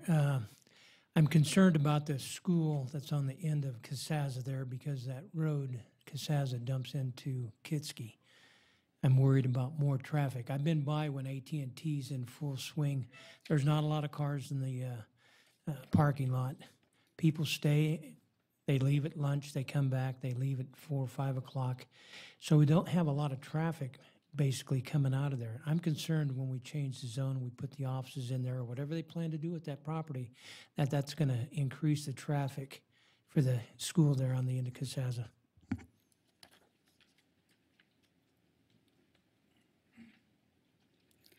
So I'm not exactly familiar with the school that you're referencing on the end of Casaza, but I do want to note that in the staff report, we have information about traffic impacts, noting that a traffic study was not required nor provided. We did some estimates just on kind of a range of uses that could potentially establish in the professional office zone, and that estimate was very low at about 30 peak hour trips. And I think it's also important to note, and it was a really good example on the slide that Ellie provided in terms of the allowed uses under the public facility zone. You actually have quite a few uses that are very intense. Churches can have a lot of parking impacts while not allowed by right. Schools are allowed by site plan review and public facility. So as you well know, schools can definitely have those more intense type of traffic impacts, noise impacts. So those are just a few things to also consider in relation to the request. Further questions? Commissioner Hawkins? Is there a legal way to say, if this goes through and everything looks good, can we put speed bumps down Casaza as a condition when the SUP comes in? Okay. We can definitely look at traffic impacts if there ever is a project that's brought forward. Okay, that's all I need to know. Thank you. All right, on this side, do I have any questions from the commissioners? No? No? All right, I'll move into discussion. Any discussion from the commission? I will then look for a motion or a resolution read.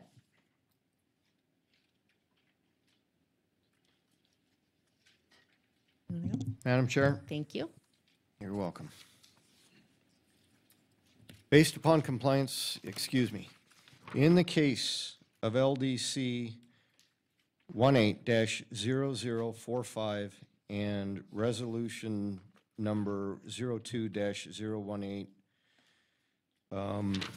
based upon compliance with the applicable master plan evaluation criteria and zoning map amendment findings, I move to adopt the amendment to the master plan by resolution and recommend City Council approve the master plan and zoning amendments as they meet all applicable statutory and code requirements, subject to conformance review by the Regional Planning Agency. Thank you. I have a motion on the table. Do I have a second? Commissioner Hawkins, second. Thank you. I have a second on the table. All those in favor? Aye. Aye. Can we have discussion on the motion, please? Yes. I'm in favor of the motion. I object to, and I should have been doing this for a while. Taking final on this action prior to conformance review by the regional planning agency, given it's a master plan, proposed master plan amendment. If I'm reading that right. Thank you. Just a comment. Okay, after that comment, all those in favor? Aye. Aye. Any opposed? Motion carries unanimously. Thank you very much. With that, I will excuse Mr. Weisky, Commissioner Weisky, if you'd like to escape the room. Thank you. And we will get back in order and go back to 7.1. And I believe Nathan is filling in for Heather this evening. So thank you, everyone that was staying with us as we got a little bit out of order. The next case number we'll be hearing is 7.1 LDC 19-0008 Silver State Eatery. And I will begin with the applicant's representative when they're ready to come up.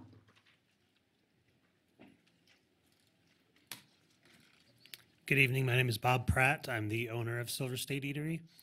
We've applied for a beer and wine license at the location.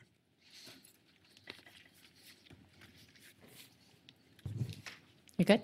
I'm Okay. good. Yeah, go ahead. Take Yeah. a seat, Bob. Okay. And then before Nathan comes up, I will ask for disclosures from the commission and beginning with Commissioner Hawkins. Went past the site as well as talked to a neighbor. Commissioner Marshall, familiar with the site? Commissioner Olivas, I visited the site.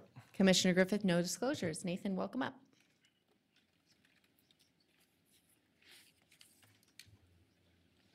Thank you and good evening. Nathan Gilbert, Associate Planner for Heather Manzo. This is a request for a special use permit to enable a non-conforming use, which is an existing restaurant, into a different non-conforming use, a restaurant with alcohol service.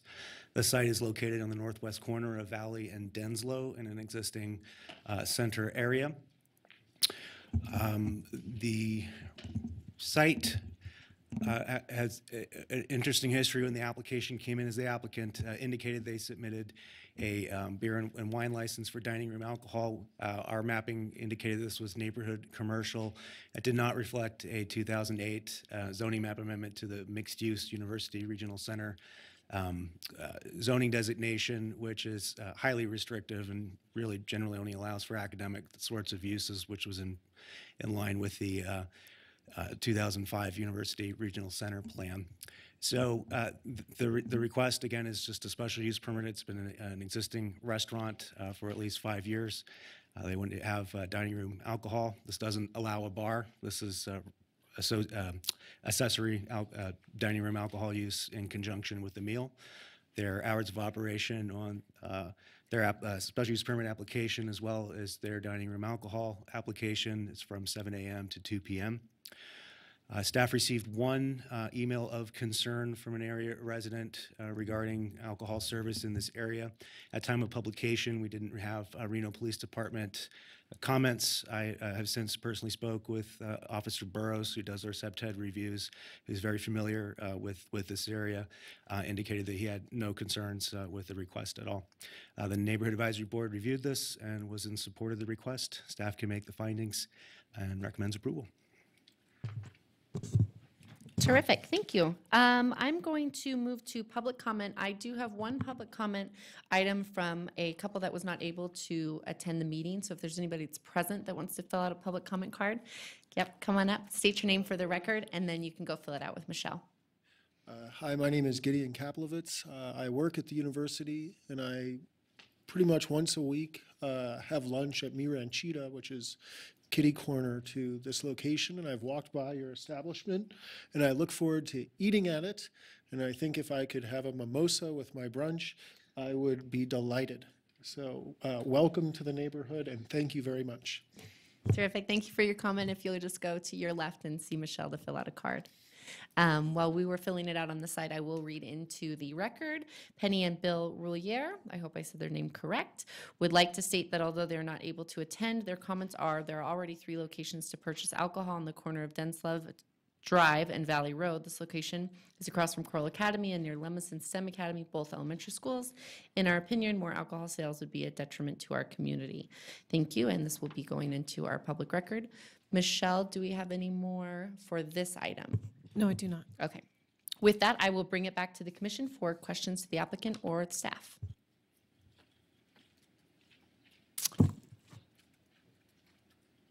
Nathan, I know you're pinch hitting, but my question is this: why aren't we just changing the zoning? It seems to be the underlying problem, and the issue that I have is with the nonconformity. And maybe it's just the way I'm used to looking at nonconformity, but adding a bar to a nonconforming structure increases the degree of nonconformity in my mind. And rather than having to make going through this odd process of expanding a non-conforming use, why don't we just change the zoning to allow the use that everyone agrees is probably appropriate? Nathan Gilbert, Associate Planner. Well, the non-conforming to non-conforming is enabled by code in 1806, and that's the application that they have submitted. As far as the zoning goes, the new Reimagine Reno master plan designation is suburban mixed use, which would allow for a more enabling zone change. But that hasn't been, I mean, that's pending as far as city initiated. That's as we talked about earlier, something that we will be evaluating for conformance moving forward. But this is the zoning in place, and this is the means that's established in code. Okay, given that, can you walk me through maybe I'm not understanding the non-conforming to non-conforming, that you don't look at anything regarding the expansion or the degree to which the non-conformance is, or is it simply, it's just one non-conforming use to another use? It's the findings outlined in your staff report. There's the standard special use permit findings and two related to a change from non-conforming uses.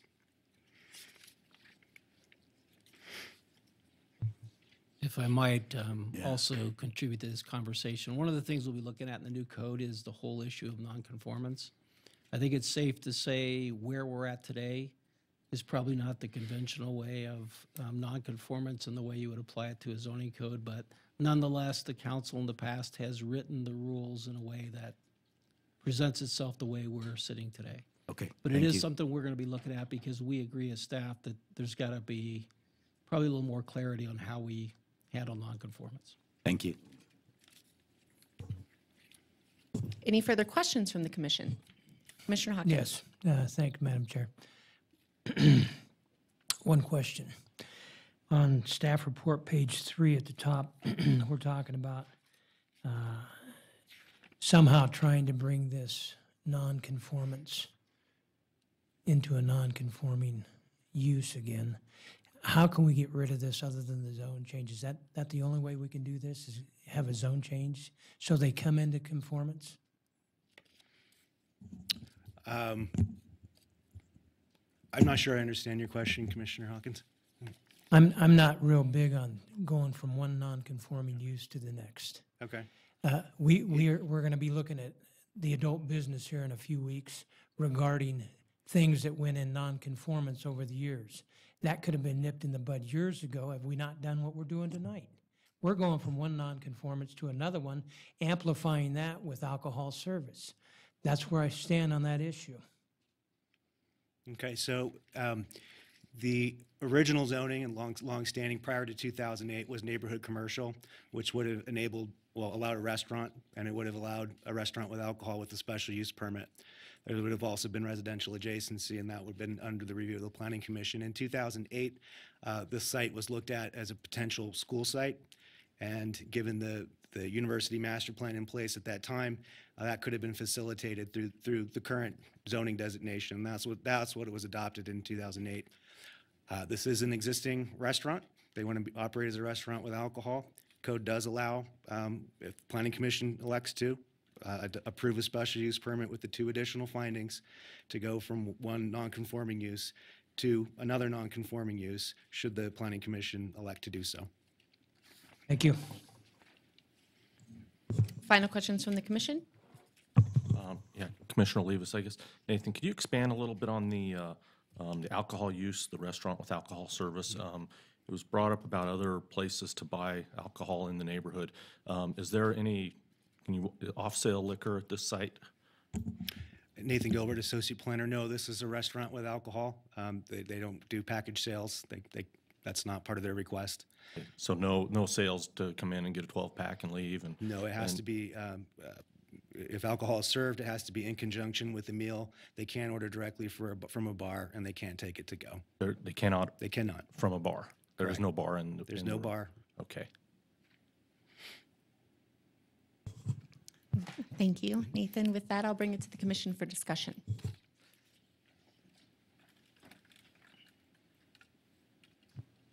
I'm ready to make a motion. I would entertain a motion. Thank you, Commissioner Marshall.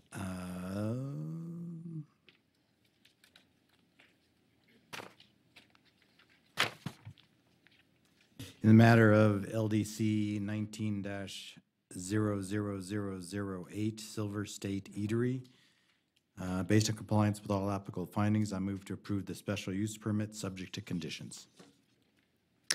I have a motion for approval on the table. Do I have a second? Commissioner Levis, I'll second. I have a second on the table. All those in favor of the motion to approve? Aye. All those opposed? Motion carries unanimously. Good job with your project, or good luck. Slow down a little bit. Some of us aren't that fast, okay? Some of us operated like half an hour behind. Okay, with that, we're going to stay on track, and Nathan will keep you up here for item LDC 18-00097, Riverbend Garden Nursery. And while you guys get adjusted, I will allow the applicant's representative to come up and get situated. Welcome, John. Thank you. Did you say get situated? Get situated, get ready. Does that mean you? That means you're ready to start. Oh, okay. We're ready for you. Good evening. John Krompatic with KLS Planning, representing the applicant. I'll go through the PowerPoint here very quickly and be here for questions that the commission might have. One of the commissioners asked earlier this evening, Commissioner Hawkins, about annexation, so I was going to touch on that because I think it is important to the process of which we have gone through to get to the use permit part. So this includes 5 parcels, all located in the Reno sphere.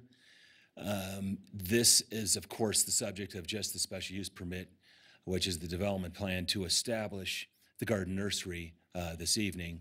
And it currently operates as mobile home, Riverbend, RV Park. The branding name is Mobile Home Park, but that's a bit of a misnomer. There is the site. The subject of the SUP is the adjacency to residential. It's the way our code works. Sometimes it can make you scratch your head, but it's all good because the residential is actually 1,000 feet away or more as houses go. And then, of course, directly across Highway 40 is the West Meadows that is now under construction. There are the 5 parcels. The point to consider here is that you see the 4 parcels that are the part of the Riverbend Garden Nursery, and then the ones to the south, number 12, is the one that will remain in different zoning that is part of the RV park. There's the zoning in Washoe County prior to annexation. It was TC. There's a zoom of that. You can see it's adjacent to city zoning on the north and on the west, which is the SF6. And the PUD to the north. And then there's the proposed, or that's the transition zoning, CC for the bulk of the site, and then UT40 for the 1 parcel that I mentioned that is also annexed. Here is the nursery site plan. It looks a little dark on that screen. I might go to this. Actually, this shows what's important about this is you see the bulk of the nursery part of the site, and then on the east side there's that area that is part of the property but fenced off, and that's the transition in the flood designations, the Zone X versus the A designation. It's a little bit more clear, and so you can see this is actually a landscape plan that meets the code. It's all perimeter landscaping because the internal part of the site, of course, is all thousands of trees and thousands of shrubs that represent the garden nursery.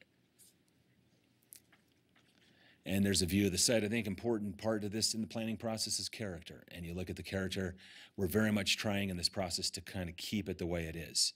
Ideally, you would have a gravel road there with a meadow type of environment. And gosh, in most estimations, from what we've heard from the community, the NAB, and everybody in this process, it seems to be a very nice, low-key, compatible use that might be well-serving to the Verdi area. There's another view from the highway looking into the site. I think that's all I have as slides, so I will keep it brief and be here for any questions. Thank you, Madam Chair. Thank you. I'll bring you back for questions Thank as you. they see fit. As the staff comes up, Nathan Gilbert, I will bring it back to Commission for disclosures. Commissioner Hawkins, do you want to start us off? Commissioner Hawkins visited the site, talked with the applicant's representative. Commissioner Marshall, familiar with the site? Commissioner Levis, I visited the site and spoke with the applicant's representative. Commissioner Griffith, I've spoken with the applicant's representative. Nathan, are you ready? Thank you. Good evening again. Nathan Gilbert, Associate Planner. Staff generally concurs with the applicant's presentation, although I should note that the residential adjacency, the nearest lot line is 130 feet to the north, and it's directly adjacent to residential zoning to the west. This item was presented to the Neighborhood Advisory Board. Overall, it was well received. We did ask the applicant's representative to reach out to members of the Verdi Coalition. Also, Carly Borkhardt is a member of the Ward 5 NAB and did have an opportunity to review it. This is, by all accounts, pretty good transition, well received and overall in the community. Historically, Washoe County had this identified as a tourist commercial, which is a hotel casino designation. So upon annexation, this is becoming a community commercial. This is probably the lowest intensity use that that can be applied here as conditioned. The site seems to be a good fit for the area and for the interface between the urban environment and the riparian areas along the Truckee River. Some of the Neighborhood Advisory Board concerns were related to possible fertilizer and chemical pesticide impacts from drainage with on-site detention. As noted in the report, the staff did not concur with the application as presented that does have potential impacts. We received comments from the Public Works Environmental Control, and we have a condition to just look at the on-site detention more thoroughly, have our environmental engineers evaluate that and apply any conditions to make sure that that on-site detention is adequately protecting the Truckee River. That concludes our presentation. We're available for any questions. Fantastic. Thank you. This is a public hearing, so I will move to public comment. I just have one. Gideon, I'm afraid I'm going to say your name wrong, so I'm going to let you announce it when you get to the podium. Gideon Kaplowitz. It's not often I get to sit in the room with Rob and John, so I'm going to take the opportunity to just lay the albatross that is West Meadows Estates around your guys' neck like a dead chicken. Anybody who's driven by has seen what a embarrassment and just absolute nightmare, and all I can say is we were right, you were wrong, you made money, congratulations, good for you. So you know how I feel about these guys. That said, this is great. Thank you. Good luck with your project. We love it. Okay, thank you. That was the only public comment. I have one more. Come on up. Just state your name for the record, and then Michelle can take your comment card. Madam Chair, I'm sorry I didn't get a public comment card. I hadn't planned on speaking on this item, but I would like to add just a couple of things. I think it's a great project. I'm in favor of it. However, I would like to see you throw in a condition requiring angler access along the south side of the property to the Truckee River. That is a very popular fishing spot. I fished there myself all the way up to the dam. There's a lot of big brown trout in that area. And the second is a concern. Nurseries produce a lot of runoff, so I'd like to see some mechanism in place to control that runoff before it gets to the river. Thank you. Thank you. Do I have any other public comment from the audience or Michelle that you've received? Good. I'm sorry? Oh, no, just for Michelle. No, I don't have any more. Okay. With that, I will take it back to Commission for questions. Commissioner Hawkins, start us off. Thank you, Madam Chair. John, could I speak with you? Yes, sir. I didn't give it much thought when we spoke a couple Yeah. of times, but the condition on anglers just fascinates me. Can we do something to make that happen? Boy, I don't know what to think of that one either. I mean, we're caught flat-footed here, but you know, where are we going with it? We're not. We're just allowing these fishermen to probably fish one of the best spots around Verde. I would bet, yeah. If they're on the south side and away from the property that's being used for the nursery, I mean, how about somebody knocking on a door and saying, "I'd like to go fishing. Will you allow me access?" that's the way we used to do it in the old days. That's what I mean, right? You know, some of us still behave that way, and that's fair, isn't it? Yep. And you know what I mean? And we'll extend that to this gentleman who wants to go fishing there. But creating an easement, you know what I mean? It's something we just don't do at the podium. We haven't thought it out. We don't have the path. It's like, but I think we can work this out on a courtesy level. I Sure. really do. Yeah. I mean, that's reasonable, don't you think? Mm-hmm. Okay. Okay, I will look to the left of me for Can questions I- from Commission. I'm Yes, sorry, John. I'll bring up one other thing. Were you going to touch on the hours? Okay, Nate, we discussed hours, and I wasn't sure if he was going to bring it up, so I'll let. Okay.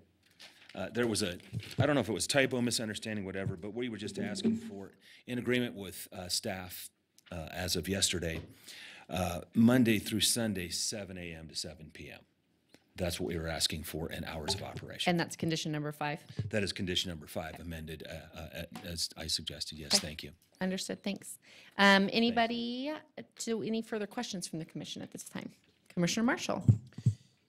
Nathan, can you walk me through a little more detail your comment about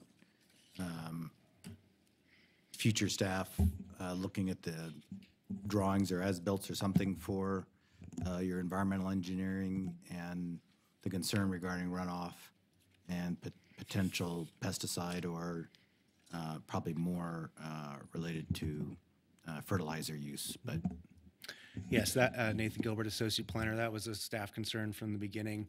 Again, we also heard that from the members of the Neighborhood Advisory Board.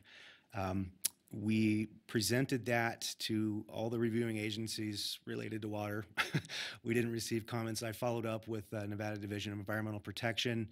They agreed that that has potential for impacts. They took a look at it, but it wasn't their purview. Referred that to stormwater, which is the city's purview.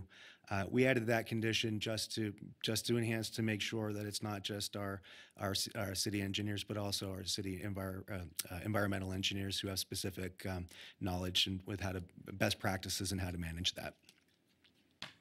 thank you. Any further questions? Yes, Madam Chair. One more for Mr. Kambadik. On the Health Department report, John, Yes. it indicates you're going to do away with your well and your septic. Right. You guys are good with that? Yes, we're good with it. It's a shall statement from on both the sewer and the water from Health Department, so we got to play ball. Good, thank you. It's time to transition, yeah. Thank you. John, before you sit down. Commissioner Griffith, for the record, I just wanted to touch base, as you and I had spoken about it earlier, as far as the owner and the applicant is concerned as far as the chemicals. I know that we have some tracking in some ways that we can take care of it, but I know that you and I had talked about some preventative measures right off the bat. Right, thank you for mentioning that. Commitment has been made that there will be no chemicals, right? If we needed organic matter as a type of fertilizer, that's different.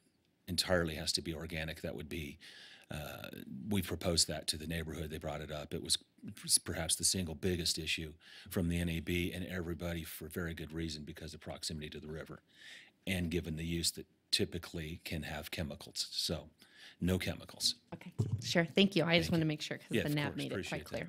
clear. With that, if there's no further questions, I will bring it to the commission for discussion or a motion.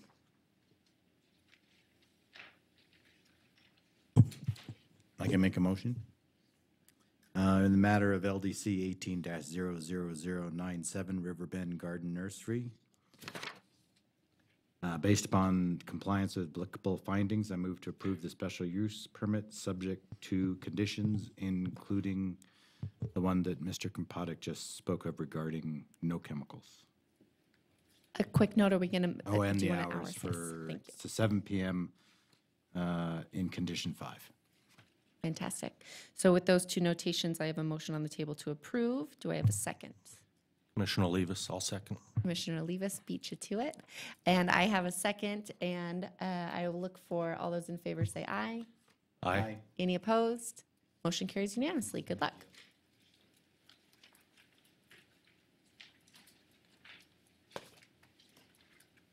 Okay, with that, we will be moving on to LDC 18-00065. I believe we all have to be out for the next one. Do you guys want to take a 10-minute break, or are you good to go? Push through? Okay, great. With that, we will be moving on to agenda item 7.3, and I will start with the applicant's representative.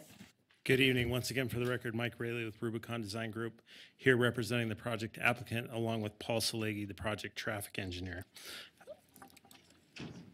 The project site consists of 28 acres located in the Mogul area south of Interstate 80, north of the existing Union Pacific Railroad lines. There's an existing mini storage right here along Mogul Road. We're on the north side of Mogul Road. This is the railroad right-of-way along here with the Truckee River further to the south. The request before you tonight is a special use permit for 2 reasons. The first being for residential adjacency, which is the residentially zoned property on the north side of the freeway that's within Washoe County, and to allow for cuts greater than 20 feet, fills greater than 10 feet. Just a quick overview, as I mentioned before, about 28 acres. The property is actually located within unincorporated Washoe County, but it is located within the city's sphere of influence. Interestingly enough, this site will likely never be contiguous to the city of Reno. It's surrounded by a railroad right-of-way, which creates a separation from any future city land. So in order for this property to be contiguous, the city would have to force annexation of, or the railroad would have to request annexation, or the city would have to force the annexation of that right-of-way. However, the applicant has signed a petition for annexation, so should it become contiguous in the future, a voluntary annexation petition has been included with our application. The special use permit, as I mentioned, is based on the residential adjacency for the properties located north of I-80. And just to give you some perspective, the nearest residential property line, if you measure property line to property line, is 340 feet, and the nearest home to our property line is 411 feet. Both to the north of I-80. The site has been zoned industrial in the county, which would translate over to industrial in the city for over 30 years, and we're planning a mix of mini storage and light industrial flex space. These are some views of the site. I thought I'd include the ones with snow, just so everybody reminisce the winter is coming. But this is kind of the first one looking, is the view to the east from the west end of the site, so that's looking back towards Reno. This is the view from the northeast from the central portion of the site. This is the site plan. As you can see, access off Mogul Road. The mini storage will be located at the east end of the project with 2 industrial flex space buildings as you move to the west along the freeway. These are the proposed elevations for the industrial use. And these would be the elevations for the mini storage. This would be the proposed sign along the freeway, limited to 25 feet in height. I think it's important that this sign would be along I-80, oriented towards the traffic lane, so away from the residential uses, so those residential uses aren't looking at the sign faces. And it's just a single sign along I-80. This map is in here to show you where the cuts and fills are occurring. If you had a chance to look at the site, it's been used for various fill piles over the years. NDOT filled the site when they did the freeway. It's got a lot of debris piles. So the areas of cut are essentially the elimination of those fill piles that are on site, with a small area of fill back in this area. So it's really the cut that's triggering that special use permit, and it's the elimination of those kind of unnatural fill piles that are on site. This is a view from Interstate 80 at the overlook, the scenic overlook, which is is there, and it commemorates that was where the Donner Party crossed the river. And if you look, this is kind of what you see today, and then we have a photo simulation. My next slide is a blow up of that to kind of show how that would look today. So you still can see the view down to the river. Shows how this kind of relates to the freeway along I-80 as you look to the east. With that, I would like to turn things over to Paul Salegi to give you kind of an overview of his traffic analysis. Well, good evening. For the record, I am Paul Salegi. We prepared a traffic study for this project. I understand there have been a few questions arise from the public, and we thought we'd just give some input here in the initial presentation regarding traffic. Yeah, currently, NDOT is doing improvement work on I-80 in this area, and they are doing some work in the vicinity of this freeway on-ramp. However, we've not been able to confirm there were any significant capacity enhancements. It appears to be addressing drainage and some other shape issues, but no significant improvements on the freeway ramp. There was concern about the freeway ramp with the residents. I think the biggest factor that causes that to be less of an issue is that this project, as an industrial project, attracts traffic in the morning and it departs in the evening. And so that's the opposite of what the residential neighborhood does. So the trip generation is like 75 to 80% in the reverse flow. So in the morning peak hour, when that on-ramp is really being loaded by the residents, our traffic is arriving. And so I think that's the biggest factor that causes very minimal impacts when the residents are feeling the pressure on that on-ramp. We found that all of the intersections that we studied, they're in the vicinity of the site, they all function level of service A or B through the year 2038. So traffic operation is very good, the volumes are low. So overall, the traffic congestion issues, in my opinion, are minimal. And I'll turn it back to Mike. With that, we are in agreement with all the conditions of approval as outlined in the staff report, and we're happy to address any questions you might have. Thank you. As staff comes up to the podium, hi, Brooke, I will start with Commissioner Hawkins for disclosures. Visited the site and spoke with the applicant's representative. Commissioner Marshall, familiar with the site? Commissioner Olivas, I visited the site and spoke with the applicant's representative. Commissioner Griffith, no disclosures. With that, Brooke, I'll let you take it away. Good evening. Brooke Oswald, Associate Planner for the record. This did go to the NAB twice. We recommend they go twice. Initially, when we first reviewed the project, we had several comments. We asked them to go back and show the new project as they came forward with the new project. The main concerns at the NAB were the traffic and the on-ramps. Also, you have your visual impacts and that.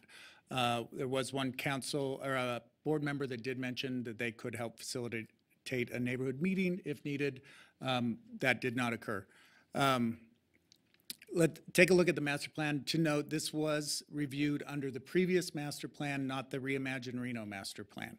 So as the applicant representative mentioned, it is in the sphere of influence. So it actually is not a parcel within the city boundary currently. And there are some difficulties with that annexation due to the railroad alignment and that being continuous. They have put in an application for annexation if that comes forward or if the city initiates an annexation of this parcel.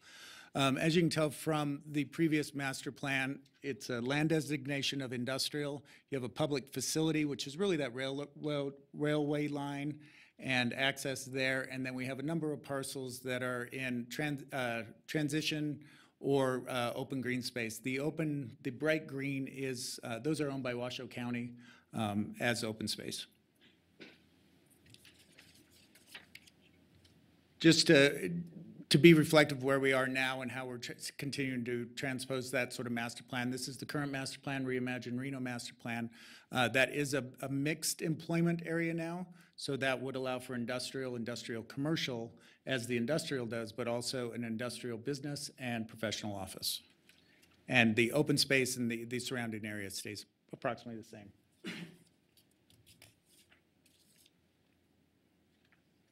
As the applicant's representative went over some of the visual, some of the biggest concerns we had were the visual impact of this project, the size and scope of this project, access to this project, traffic. And so there are a number of the conditions that deal with mitigating that impact on the surrounding. You can see where the arrows point, that's where the applicant's representative mentioned where those visual sites were taken. That is a state scenic overpass. It was one of our concerns to maintain that. The project site has changed in according to that, and there are a few other changes that the conditions that I'll go over on that. So that is the current looking east, the current project, or the current site. As you can see, you can see the fill piles, and there's a water canal. There are a number of sort of difficult things. There's some large overhead power lines. Access is very difficult you have to go through the railroad, and so there'll be easements. There's a number of sort of hindrances to the site. As was shown, this would be the visual looking to that east as the building came in. There are some changes to this that are in the conditions. First off, along the I-80 frontage, we would request 10 feet of landscape there so that we could continue to buffer that building. It is really challenging. This is NDOT property that comes down. As you saw, there's the concrete canal there. Trying to get landscape in between, so we really felt that that landscape up against the building was probably the best buffering method. And then to the west here of the site, that's the condition that requires a large berm, and then we've also required native trees to be planted along there, cedars and junipers along there to continue the natural feel of that area and also to continue to buffer that parking lot and the large building from that view. That is, if you look straight across, initially there was development in this far end. This is the far end of their parcel. They have maintained that as just an open space at this point and isn't being developed. So I think some of the other things that we did as far as traffic that you'll see along that is a Washoe County road that runs back along there. Per the conditions that will be brought up to city standards, and that would require a sidewalk and that pedestrian safety. We felt that was very important, not only that we have that open space and that public access to that open space, a safe pedestrian route as we have truck traffic and a number of those things, so that you'll see that up to the interchange at that point. We also had a sound study conducted on the other side of the freeway to look at the impacts of that additional truck traffic. That was found to have minimal impacts on the exits there, largely because of the impacts of I-80 and the sound of I-80, and then we also have the train and railroad sounds that run through that, causing that additional sound going through there. Additionally, the trucks are restricted just to those I-80 interchanges. They are not allowed to use any of the secondary roads into that site, so they will be limited just to the on and off ramps of the I-80 there. With the conditions as proposed, city staff can make all findings and recommends approval of the project. Thank you. Thank you, Brooke. This is a public hearing, so we do have some items of request to speak. I'm going to start with the few that didn't want to make a comment. If I call your name and you do, you can just raise your hand and stop me and come to the podium. That way you get your couple of minutes. So I'm going to start with Lori Baumberger. Did not wish to speak? Okay, so she is in opposition. Statements are: map is incorrect, does not address 7 homes to the south of the freeway and north of the river. So thank you, Lori. The next I have is Don Gilmore, who Mark did not want to speak. Okay, come on up. Thank you. I apologize for my casual appearance today. Just got back from work. I need you to speak into the microphone, Some of the concerns that I have regarding the current plan in place, excuse me, is that it doesn't address light to the homes that are south of the freeway, nor does it address sound. And I can tell you at this point, no one even consulted the families on the south side of the freeway related to sound. We have been respectful and understood the plight of truck drivers. They park in the area that you see there with the sign. And that vibrates in that valley during the winter when it gets real kind of loaded. So to put a large warehouse there that doesn't have any kind of monitoring, that won't happen. That truck idle's not going to happen back in that area and make that worse, along with the air quality that's going to create, and was established has an issue on growing children that are on the north side and possibly the south side, which was not investigated, I do not believe at this time, nor did it address light and how light will be affecting the homes on the south side of the freeway. The other concern that I forgot to write down was there was no mention as to the water source that this large warehouse is going to be utilizing, or what it would be utilizing it for. Based on its position to the river, it's going to go into the river, whatever it is, whatever's happening there. So how is that going to be regulated so that you know whatever business, which we support because we understand growth is important, how are you going to regulate what businesses are allowed in that space? The current storage facility that's there has been there for a long. It has been a non-issue. There's only been a couple of issues where there may have been temporary housing going on near the storage area or at the end of the storage area.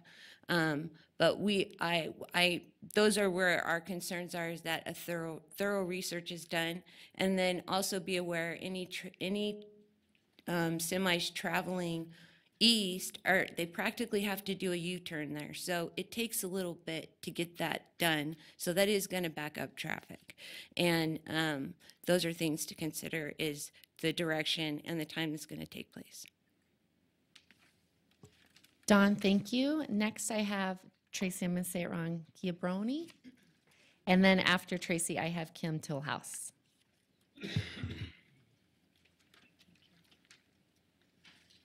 Hello, my name is Dr. Tracy Giambroni. I'm a resident on Silver Ranch Road, and I think that it's important to address concerns of traffic flow onto the freeway, the visual impact of this facility and not knowing what this facility is actually going to be.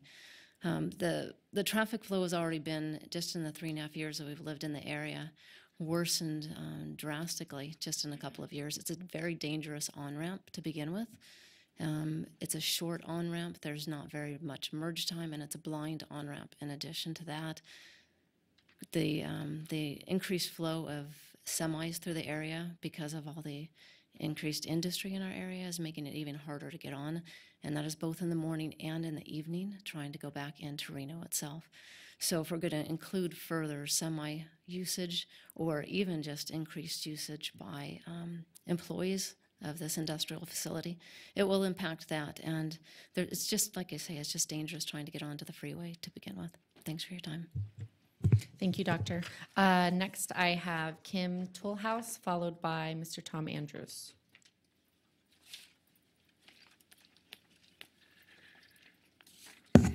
Madam Chair, members of the Commission, Kim Tillhouse. I live in Mogul Meadows, which is just north of this project. Nice try, though. You were close. At first glance, this project looks okay. It's in an industrial area that's appropriately zoned. The SUP is being triggered by the residences being in proximity to this development. But you look a little deeper, and there's some issues with this project. And I know that my neighbors and I have a lot of issues with this project. First of all, the project lies entirely within Washoe County. Your own staff report and your own staff say it is highly unlikely that it will ever be annexed into the city of Reno. So what we have is one of those nasty sphere of influence projects where it's kind of nebulous almost. The city is able to give out the permits and do the hearings, but the county is responsible for all the code enforcement, responsible for the fire protection, responsible for the inspections, and responsible for maintaining the roads. So that's a problem that we need to deal with and has not been dealt with on these sphere of influence projects. Again, the staff report says the roadway improvements will meet Reno fire standards. I didn't see in the staff report anything that said the Truckee Meadows Fire Protection District has been consulted, and they're the ones who will be providing the fire protection in this area. Additionally, in typical SOI cases, sphere of influence cases, Washoe County Planning and Development are consulted. I did not see any reference in this staff report that Washoe County Planning and Development was consulted on this particular project. I may have missed it. It may be there, but I didn't see it. One of my biggest concerns is notifications. In speaking with my neighbors in Upper and Lower Mogul, Mogul Meadows and Upper Mogul, nobody was notified. There was no notification that took place. The folks who live along Silver Ranch Road, which are the closest on the north side, never received any notifications. Mr. Selegi's own report says there will be an increase of 1,283 average daily trips per day. 102 of these will be peak AM ADTs, and 188 will be peak PM ADTs. There is no acceleration lane on the eastbound on-ramp from Mogul to I-80. At times, you can't get on the freeway.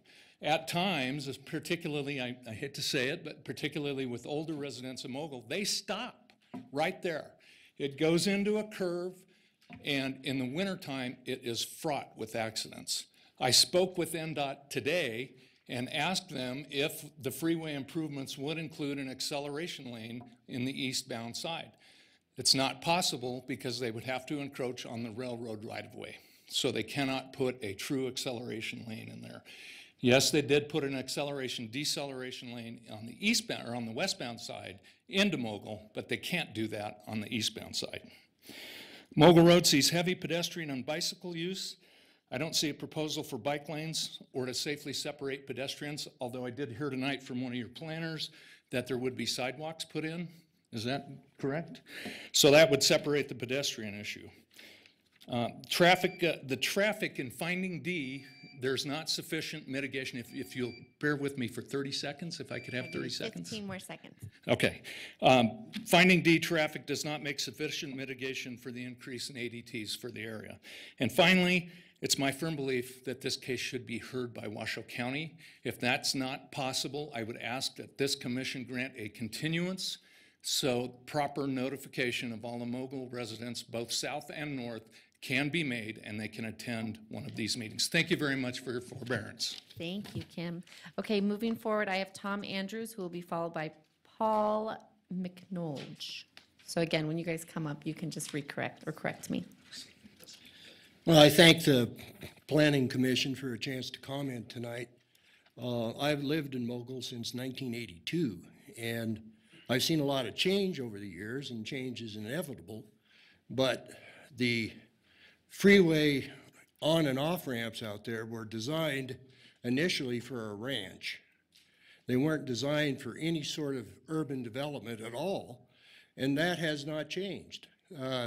The freeway on and off ramps are still designed for a ranch, and therefore, the higher the volume of traffic, the more dangerous they become. And I've seen that over the years, that the number of accidents has gone up, and I hear no one proposing to change that. And if this project increases traffic, I think it's going to increase accidents out there. There has also recently been a huge increase in bicyclists out there. It's a great thing. People love to bicycle from Reno out to Verdi, and I think that's great, but they have to turn onto Silver Ranch Road right after cars that have exited the freeway come onto Silver Ranch Road. And if you increase the amount of traffic doing that, you're increasing the chance that bicyclists are going to get hit. There's no bicycle lane there at all. They have to ride out in the road. People come off that exit ramp at sometimes 40 or 50 miles an hour. And I'm just afraid of the safety issues here. It's not so much traffic congestion in the morning or the evening as it is pure safety, that these issues need to be addressed. And that's my main comment. The other comment that I have is that that nice overlook that you saw pictures of in the slides is going to be impacted. I don't care how many trees you put up, how many berms you build, you're destroying that view. It's been slightly destroyed by some of the previous development, but this would certainly put the nails in the coffin on that view. It's a nice view, and just as a side note, that parcel is the site of the first train robbery in the western United States. That was back in 1870. And the little quarry that's there was originally a railroad quarry for building the railroad. And the robbery took place right there. So there's another bit of history there too, which probably is irrelevant, but Nonetheless, I'm concerned about the view from that site. Thank you. Thank you, Tom. Moving forward, I will call Paul up, and Gideon, you will follow. Hi, I'm Paul McNeilich. I have a presentation. So the reason I'm here is because I live at 10295 Mogul Road, which is south of I-80. And I'd like to back up the points that have been made already.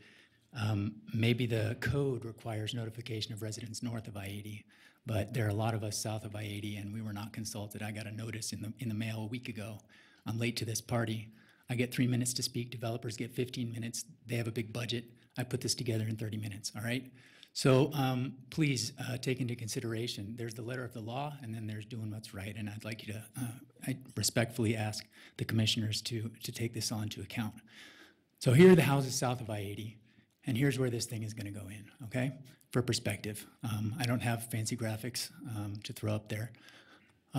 Here is the gateway to Reno. I don't have a pointer. Oh yeah, I do, look. Here's the industrially zoned area. Okay, they've made a point of saying it's the freeway and the railroad tracks around it, but if you look at the larger context is residential areas and open space. And this open space is highly used and is a valuable resource for the city of Reno, okay? Here's that overlook. What the proposals neglected to say, in addition to the Donner Crossing, this references Native American use of this land in the Truckee River Valley. This plaque is about the Truckee River. Do we want to have people coming in the gateway to Reno, seeing this plaque of the Truckee River and then a big warehouse? I moved here from Austin, Texas, and I know what irresponsible development can do to a community, to a city. So I just ask for a little more time and for this to be done responsibly. Yeah, the open space. I go up there several times a week, and I'm not the only one. People from Mogul come along Mogul Road and go up there too. This is the view right now. This is where this thing's gonna go, okay? This is the view a little higher up. This is where it's gonna go. This is a little higher up. This is where it's gonna go. Okay, the point is that these buildings are out of scale, okay? They don't fit here. Okay, and this is Google Earth, and there they are, okay? So I know you guys are a commission, and you have to make your findings based on certain criteria. I'd like to address those quickly here. Compatible with existing surround uses, maybe in the immediate vicinity, but not in the larger context, I would argue. Okay, conformance with the master plan, that's up to you guys. I'm not an expert on that.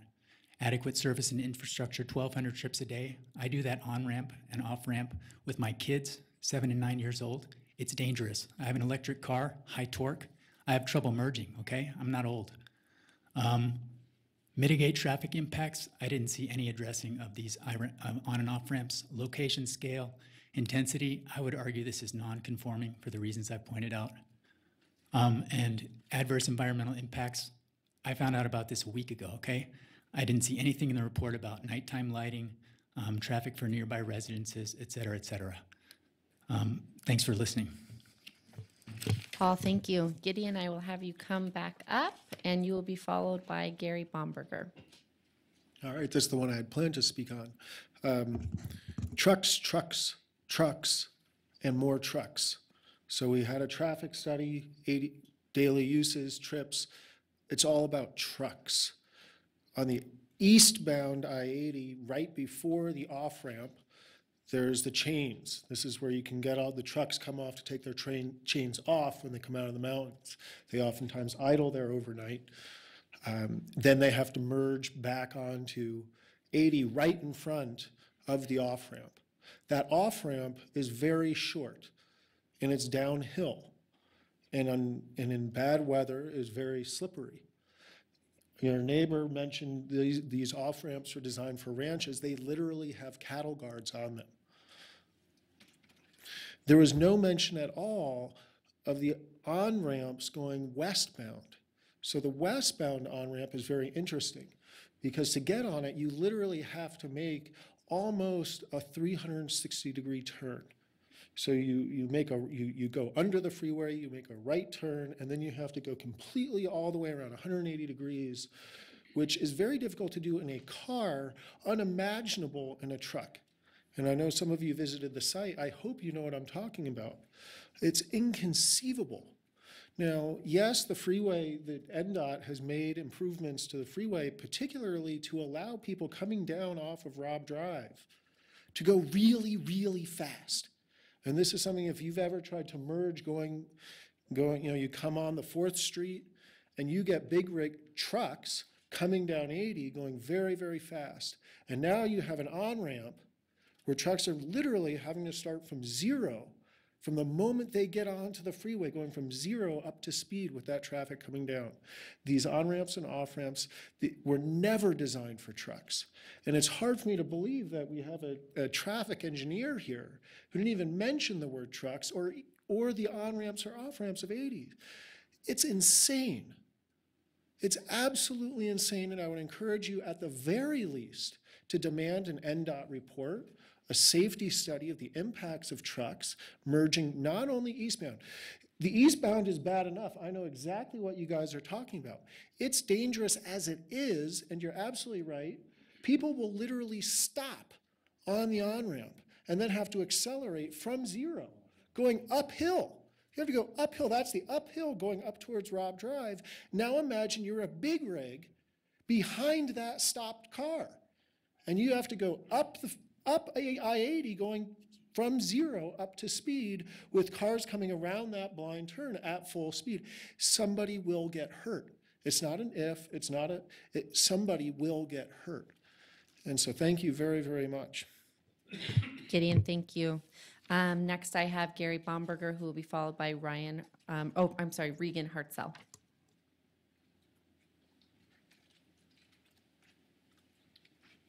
Hi, I'm Gary Bomberger. I live at 11405 Mogul Road.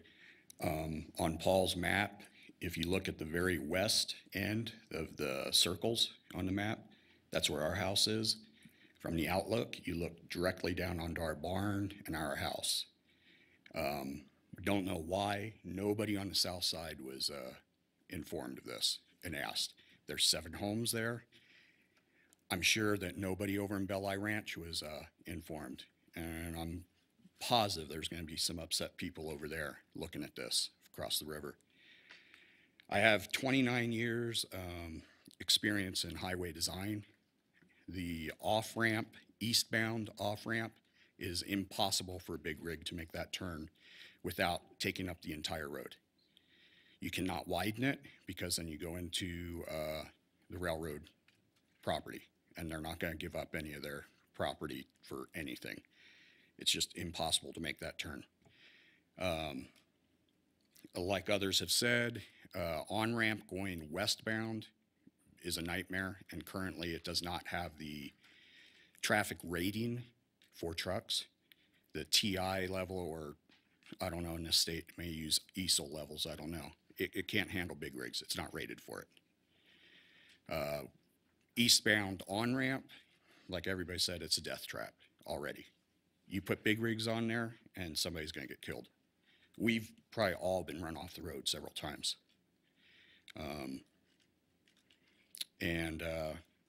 The biggest impact I'm seeing is visually from the south side of the river. In the report, it basically says there's no houses in between the railroad tracks and the river. Well, there's 7 of us. One of which is ours, which is right there next to this property. They're correct. The traffic was designed for a ranch. That's our family's fault. We've been there for 100 years, along with the Bellis.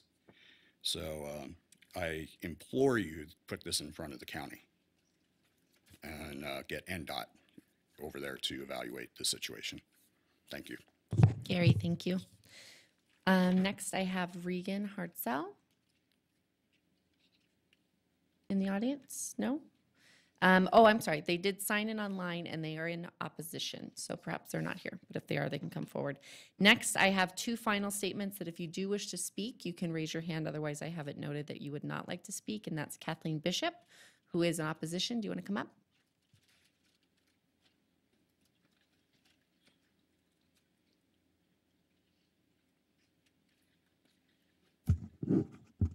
Hello, thank you for letting me speak.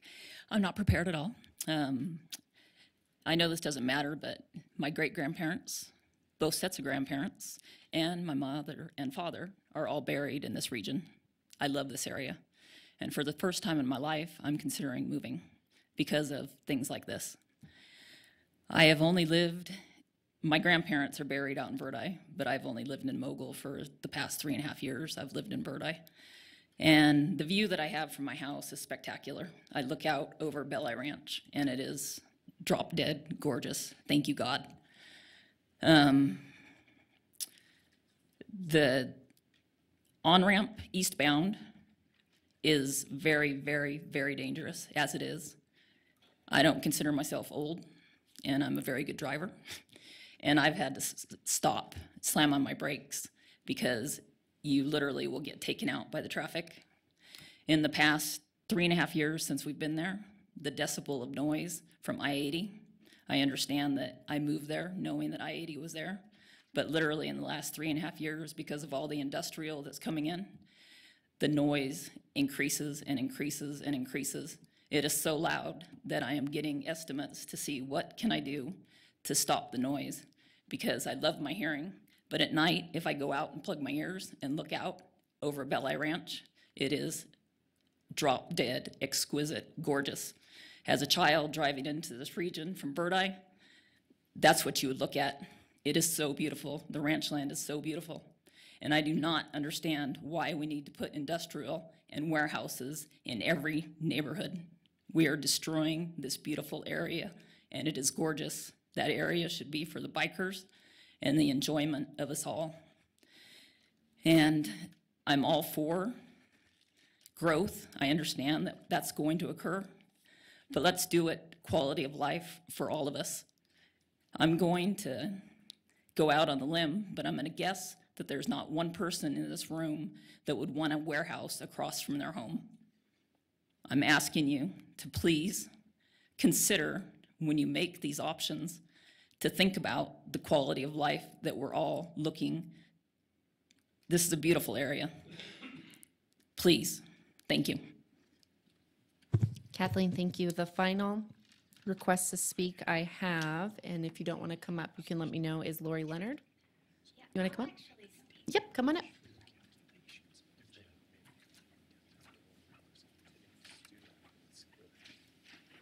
Hi, my name is Lori Leonard, and I have been a renter at 10265 Mogul Road for 6 years, so I'm pretty familiar with the area. And I would really encourage all of you to visit this specific spot that they are interested in, so you can see for yourself what some of these concerns really look like. When you're taking the Mogul exit, which is exit 7, it specifically says no services. It is almost exclusively residential, except for the storage facilities that are there, and they've been there for a very, very long time. What you do find in that area are, like many people have already mentioned, people who are really still looking for the recreation options that are still available, and getting access to the public spaces across the river. The road that they would like to use for heavy traffic, specifically trucks, I agree could be incredibly dangerous. This is where a lot of people walk their dogs, bike, and it's a relatively narrow strip of land. And so the capability for large trucks to be moving in and out of this area, it's quite restricted. It's also a dead end. There's not a through way there. And so there are some really legitimate concerns. And again, I think this needs some really, it needs some time and some people to really stop and take a look at what this would mean and how this would impact our broader community in terms of all of the people who are moving to this area and do want open space to use. Again, this is becoming more and more popular all the time. And I just am worried that between the safety and the noise and also the hours of The warehouse, many of them are sometimes 24 hours a day, so there was a statement that it wouldn't conflict with residential use of the roads.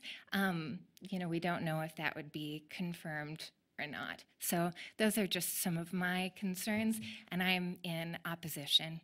So thank you for listening. Thank you so much. Are there any other public comments that we didn't address or that would like to come forward? Okay, with that, I'm going to close public comment for this item, and I will bring it back to the commission for questions for the applicant or the staff.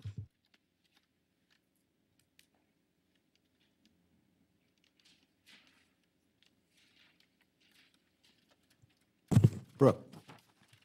Thank you. Couple of process questions first. Was Washoe County Planning consulted? Yes, they were, and there was a letter within the staff report stating their observations of the project. So it's in the agency comments. I would like to just quickly note that this was asked at one time to be removed from the sphere of influence by the county. If this was in the county, this would go directly to permit. It is under the eyes. It is City Council wanted it within the sphere of influence, and so that it would have this review. So I do want to make that noted of that county and city. Did NDOT review this project? NDOT was asked for comment. We have, at this point, have not received any comments from them. Do we have an estimate of the number of trucks that this project's going to generate on either daily basis or? I would probably defer to the traffic engineer on that. It's 80 trucks per day, I believe. At this point, we don't know the final tenant, and so a truck percentage might be in the 5 or 6% range, but it could vary widely depending on who the tenant is. Well, I'm looking at the south elevation. They've got at least 50 bay doors for trucks on just one of the buildings. Can that?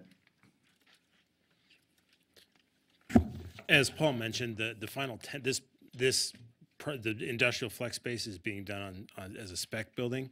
So typically, what we do with the special use permit is we show kind of this is the most square footage we could market to a potential tenant. So what you would see is that potentially you might get a smaller tenant in there, and that building would break up into smaller buildings, so that you would have less square footage than what's actually permitted, because you can always do less, not more. But you know, the way this is set up would be for perhaps some sort of a distribution use. One thing on the elevation, I think what we could look at doing is clearly just flip-flopping those elevations so that the truck bays face away from the residents to the south. With that additional screening, as Brooke mentioned, that might solve some of that concern, but you know, that's okay. Thank you, Brooke. Sorry, can't run away. Yep, no, I'm here. Is there any? I just quickly looked at I looked a little more than quickly, but at the conditions. Is there any landscaping required for the south side? There is light glare was definitely a concern, and also sort of the visual of that. And so there is a wall or berm or some other design mechanism that needs to be able to screen the lights of the truck. So that might be a 6-foot wall, that could be a berm, but that is part of the conditions. And then that is also planted with the native vegetation similar to the berm that I described. Did you take a look at the fact that, and if you're traveling west on 80 coming down from Robb, this is going to be a major prominent feature. And so what we're looking at is a row of bay doors, flat surface basically, and with a 6-foot wall on top of the berm. The way that the condition is written, it gives them the design flexibility.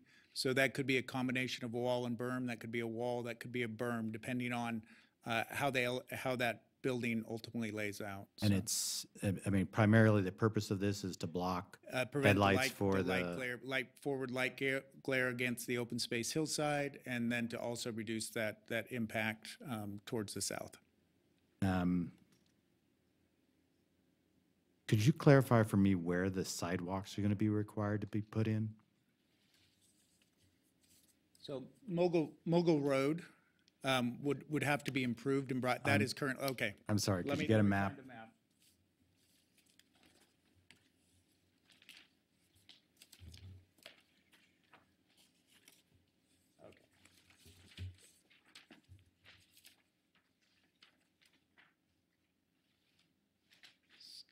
So Mogul Road runs, it's a little hard to see on this, but Mogul Road runs from approximately the interstate down to, they'll be doing improvements to their Right. entrance here. So, no, that's a better one.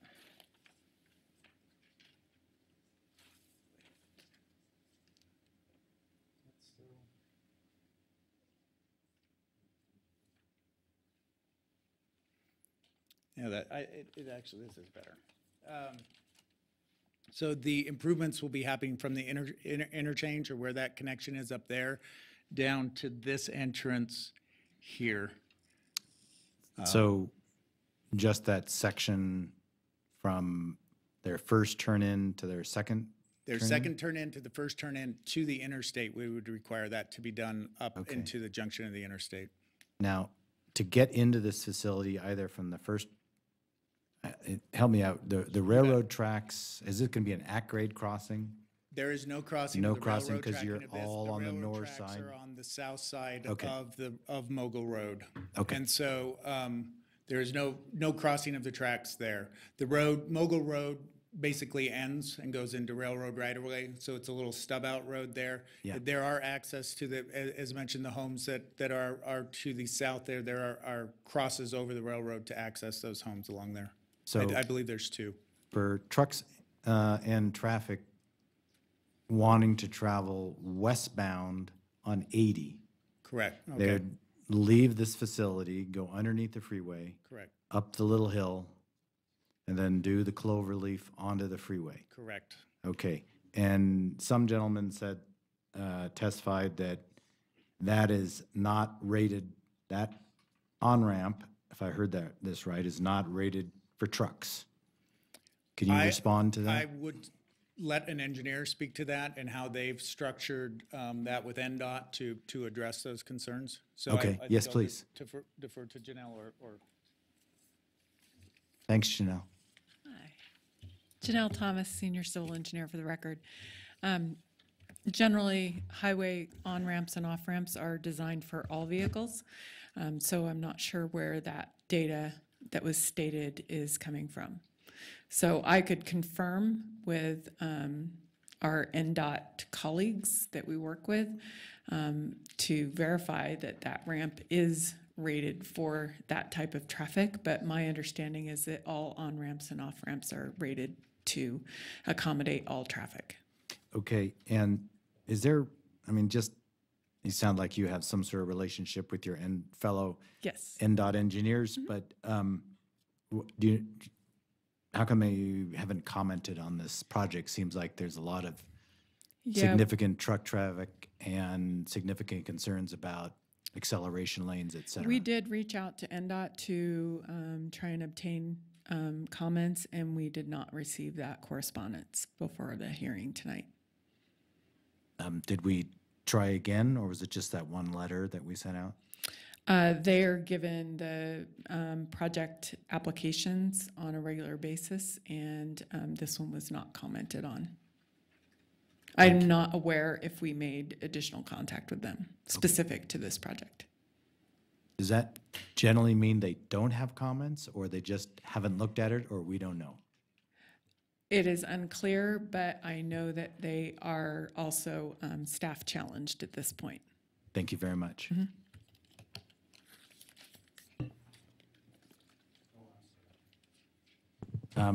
Brooke, I couldn't find where the sign is located on the drawings. Is that is there? They have not identified where that sign has been located. It is the size of the sign. I would gather it would probably be located toward the east of the site because of there is a major grade elevation towards the west end of the site. So it would be as you moved east, I think you'd see it down around the mini storage area in that facility where it was actually visible down below there. And given the potential scenic impact of that sign, is that something that we have to allow, or can we impose conditions on the size of that sign, given that this is? Certainly, and there are a number of, oops, sorry. I'm sorry, and this is not doesn't seem like this building is a drive-up. I mean, they don't need to advertise, I guess, is what I'm. So staff had certainly concerns about, with that industrial space there, allowable is much higher than we, and we really pulled their signage way back. We also, if you notice the drawing, and as the conditions are written, it has a rustic, or it has to have that trestle shown look. We've also limited the lighting on that. It has to be all downlit, no backlit, so it has to be subtly lit. And then I believe the hours from 10 to 6, the lights have to go down about 50%. The concern that the applicant had was that as truck traffic, it is an identifying place that they can actually know they need to get off there, and they need some sort of recognition that that is where, and that was the applicant's concern with the signage. Thank you. Further questions from the commission? Commissioner Hawkins, you're up. Thank you, Madam Chair. I've got about 10 questions I want to ask. Probably Brooke on the first one. We just went over the downlighting there. That's great. Who's going to bring the water and take care of the sewer on this warehouse? And I would have to probably give that to an engineer. Okay, let's keep you right there, but 7 homes south of the building, north of the water. Is there a reason why the applicant or the residents didn't get noticed there? The reason we do notify up to 750 feet from the project site, so if they were out of that 750 feet, they would not have been notified. I would have to verify that those were within that, and if they weren't, I do not know why they were not notified. Another question right on the same line is 750 feet, but if they're 752 feet, they don't get a notice? That is correct. And then what about the 30 that we have to notice according to code? If there are, they should be part of the 30 because they're the closest to the site. I do understand that is how we currently, do our noticing is the 750, and that is the boundary. So those would have been with the 400 and some odd feet across the highway. It would have been maybe a 300 feet of residence over there, and then we do have some open space and some other things between those homes that may have limited them from being noticed. Well, I think we got to give due what they deserve. I mean, they didn't get the opportunity to be noticed in time. And with that in mind, this is all crazy stuff. Let's talk about fire service. Is that Station 37? 35? That's the new one they put in?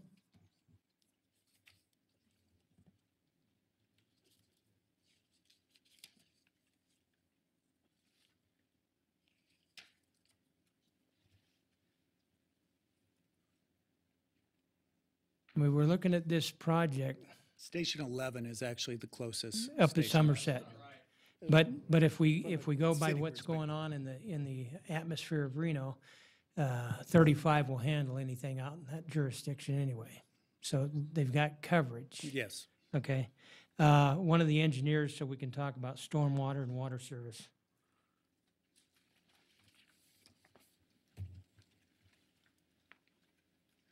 Frank Peralta, Associate Civil Engineer, for the record. Go ahead. Is Tumwa going to take the water to this building? Yeah, it's within Tumwa service area. Same thing with the sewer. City of Reno is going to take it? There's a 24-inch interceptor just south of the Okay. project. And what about stormwater? Is this going to be something that's what do they call that? A sheet flow? That's correct. That's going to go into a detention pond, and it will continue to natural patterns to the Okay. Truckee River. All right, thanks. That's all I have. Thank you. Commissioner Hawkins, any other questions? No? Okay. Yes, go ahead. This is a question for the city attorney's office. So it's the position of the city of Reno that a railroad right-of-way interrupts contiguity for 670 annexations? That's a good question. I don't think so. I think if there's a 670 application, I don't think that the railroad relationship to the railroad of the property, I don't think that would have an impact. Brooke, you want May I to say just something add an about that? additional comment? The railroad's rather unique. There are right-of-way sections, and then there are parcelized sections. That actually is a parcel section, so it is a parcel and not a right-of-way. Thank you for the clarification. With no more further questions, I'm going to move us right into discussion for this item. So whoever wants to kick us off. Commissioner Hawkins. Thank you, Madam Chair. I have a problem with the eastbound on-ramp. I've worked out there too many times in Mogul. And I drive a Yukon with a pretty powerful engine, and I'm going to tell you what, those trucks smoke me. And it scares me because they come up on me so quick, regardless of how I accelerate out of that on-ramp. It's a wonder anybody survives coming out of there without getting hurt or even going to the hospital.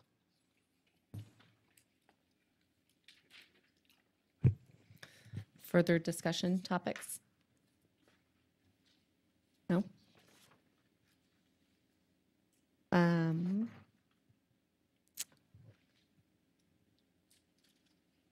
With that, want to look for a motion? No other discussion? I want to say one more thing. Okay, thank you. Because these folks weren't noticed, I don't think we can go on any further unless we do a continuance or let this go back to the county. This isn't right. If I can, just to that concern about going back to the county, as Brooke said, we did present this at the applicant's request to the city council to see if they would entertain removing it from the sphere of influence, and the council chose not to. So there was an effort to send it through a county process. The Reno City Council said they'd prefer it to come through this process. So I just wanted to make sure I reiterated that, because I know, I hear what you're saying, but the council's kind of already ruled on it. So I take it this is the cart after the horse. So anyway, if that's the case, my motion would be to deny it. And I'm firm on that because I can't make four of the findings. If there's no other discussion, Brooke? Yep. I did speak with the applicant. The applicant would be willing to do a continuance to speak with NDOT to address some of the other issues, to reach out to the neighborhood, and that if the commission would consider that. I'll second the motion. Okay. I have, for point of order, Michelle, so I have a motion to deny and then a second and then additional discussion from Brooke in the audience. So was the second for the denial? The second is for the denial, Commissioner Marshall? Correct. Correct. So with that, I have a motion for denial and a second with a notation and discussion from the applicant that they would be willing to take a continuance. But with that, we'll make a motion to deny. So all those in favor of denial? Aye. Commissioner Hawkins? I would like to say that if the applicant, with due diligence, can take care of some of these problems that are biting at the residents, I think it's worth a shot, and I could remove my motion. Okay, so you'll for amend your denial. motion Yes, for a I will amend it. continuance? Yes, if we go into continuance, so they can take care of the problems that are facing the project. Okay, so we have an amended motion for continuance. I think the second has to. Right. Has some obligation here. Yes. But what I would say Thank is that I would agree to change my second to a motion to continue if we also hear from NDOT on the relative impacts to the interchanges. I agree. Okay, so I have a motion on the table for continuance. based upon hearing from NDOT and a second for that motion, so it's continued based on, yeah, how do you want the motion Madam to be read? Vice Chair, Yes, so one thank other you. thing, just to be clear, because I did hear it and I wanted to get it on the record so we know what the doing is. There would be a reach out to those additional property owners to the south who represented that they weren't contacted. I understood that was one of the motions too, Yes. is they have that meeting? Okay. Okay, so with that, I do have a motion on the table for continuance to meet those certain conditions as mentioned before. I have a second. All those in favor for the continuance based on the additional conditions, including NDOT and the residents? Aye. Aye. Aye. All those opposed? Nay. Motion carries unanimously, and thank you, Commissioner Hawkins and Marshall, for working that out verbally. Okay, with that, thank you guys in the audience for bearing with us tonight as we moved items around and for taking your time out of your evenings. With that, I will move into item number 8, Truckee Meadows Regional Planning Liaison Report, and I think that's you, Commissioner That's me. Hawkins. TMM RPA, 10 October, 6 o'clock, usually at the Commissioner Chambers. That's all I have. Okay, terrific. Thank you, Commissioner Hawkins. With that, I will let the room clear as we move on to item number 9, staff announcements. That's you. This is Bill Thomas for the record, Assistant City Manager. The only thing that I would share with the Planning Commission is we're evaluating some of our staffing resources based on the workloads and our ability to respond. And one of the things that the situations we're probably going to end up is, at least for the short term, probably reducing the amount of available staff from the engineering division that would attend your meetings. And I would ask the commission, if you have specific engineering questions, that if you would call us, and if there's something that's, you know, a serious issue in terms of engineering, we'll try to get an answer before the meeting, or if it's really a do or die issue where we need someone here, we would do that. And it's not out of any disrespect to the Planning Commission, but you know, as managing the resources and the workload, we're trying to make sure we assign people the most efficiently. It's not necessarily a long-term solution, but it is one that we're dealing with. And to that same extent, maybe to a lesser degree, we'll be looking at that with the planning staff too. One question, Bill. We've all, at one time or another, used staff and got in trouble. And that's a standing thing that I've looked in the Code of Ethics and reamed at least once that I use staff more than I should. And we're talking right before a meeting, a day or so before a meeting, I need some answers, or I need certain public entities to be there, like police or fire. And I shouldn't get chastised for needing help in those areas, because those are the experts that I want to testify. And I think certainly we have an obligation to provide you the information that we can get for you before and at these meetings. So I wouldn't say to you that the inquiry and the analysis of the Planning Commission should be any less. It's just working with us to help maybe ferret out those issues before the meeting in a way where we wouldn't necessarily have to have people sitting here, not disrespectful to you, but there's a cost to the city to have, staff at the night meetings. That's all I'm saying. Yeah. And so I want to strike that fine balance with you in terms of getting the answers. The only way I can see is if you have a question, and we will never deride you for that, I would start with the planner, the case planner, and present the questions that you see. If to the extent you have time to analyze it, which we'd all hope you have time to do, but life is challenging, before the meeting, to present us with the questions, and then the planner can work with the engineering resource, the outside agencies to get you answers. That would be kind of the end goal. Okay. So in other words, as efficiently as we can use the resource, but yet give you the information. Okay. Because we're not trying to cut you off from what you need to make a good decision. Yeah, I don't like spending more time on the phone than I have to, or come down and talk to someone unless it really is urgent. I mean, it's not a party up there. Hit your mic. I just, there's times when I need answers, and I don't ask those questions because I'm not fearful, but I hear in the back of my mind somebody gnawing on me for violating the code of ethics because I use staff too much. So I would never say to you as a planning commissioner, if you need information on cases that are coming before you, that you are crossing any boundaries in terms of your use of staff resources. Thank you. 'Cause that is our obligation to do that. If we feel like maybe you've asked the same question too many times and you're not seeming to get where we're going with it, we may make a comment to you, but it's not disrespectful.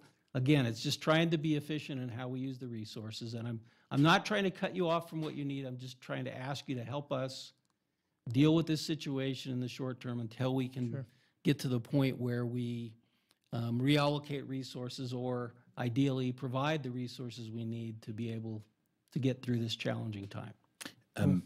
If I could just add to that, I know what exacerbates that, Bill. I know at TRPA we just hit our 10-year high for permit applications over the last quarter. And so it's probably only going to get worse or better, depending on how you want to look at that, or more. But the problem is you have to balance our time with the extent of the packet that we're getting and the degree to which we can, if we're getting the packet on Friday, late afternoon, and we have a Wednesday night meeting, I think it's reasonable to have an accommodation of moving that packet up.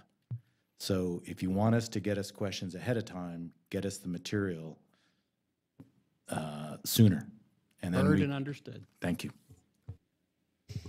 All right, Mr. Thomas, if there's no other further staff announcements. I do have two other ones. I'm not sure where I do this, but I think will this share is them right with now. you. It's right now, okay. I know you're waiting with bated breath for this. The adult business ordinance will be returning to you on October 17th for your consideration. And then I do want to report to you that Project Progress, the recommendation from the Planning Commission was upheld by the City Council at their last meeting. Thank you for that. Thank you very much, and thank you for being here so that Claudia could go home. I'm going to move on to item number 10. This is back to the commissioners. If you have any suggestions for future agenda items, Yes. Commissioner Hawkins. Annexation. We need to be a part of annexation and abandonment. Okay, thank you. Any others? Second. And a second from Commissioner Marshall. With that, I'm going to move it to public comment. Anybody in the audience wish to speak? No? Okay, and with that, thank you guys for letting me run my first commission meeting this evening, especially with all of the hiccups, and I will call for a motion to adjourn. I have a motion. Do I have a second? Second. All those in favor? Aye. Aye, motion carries. We are adjourned at 9:18.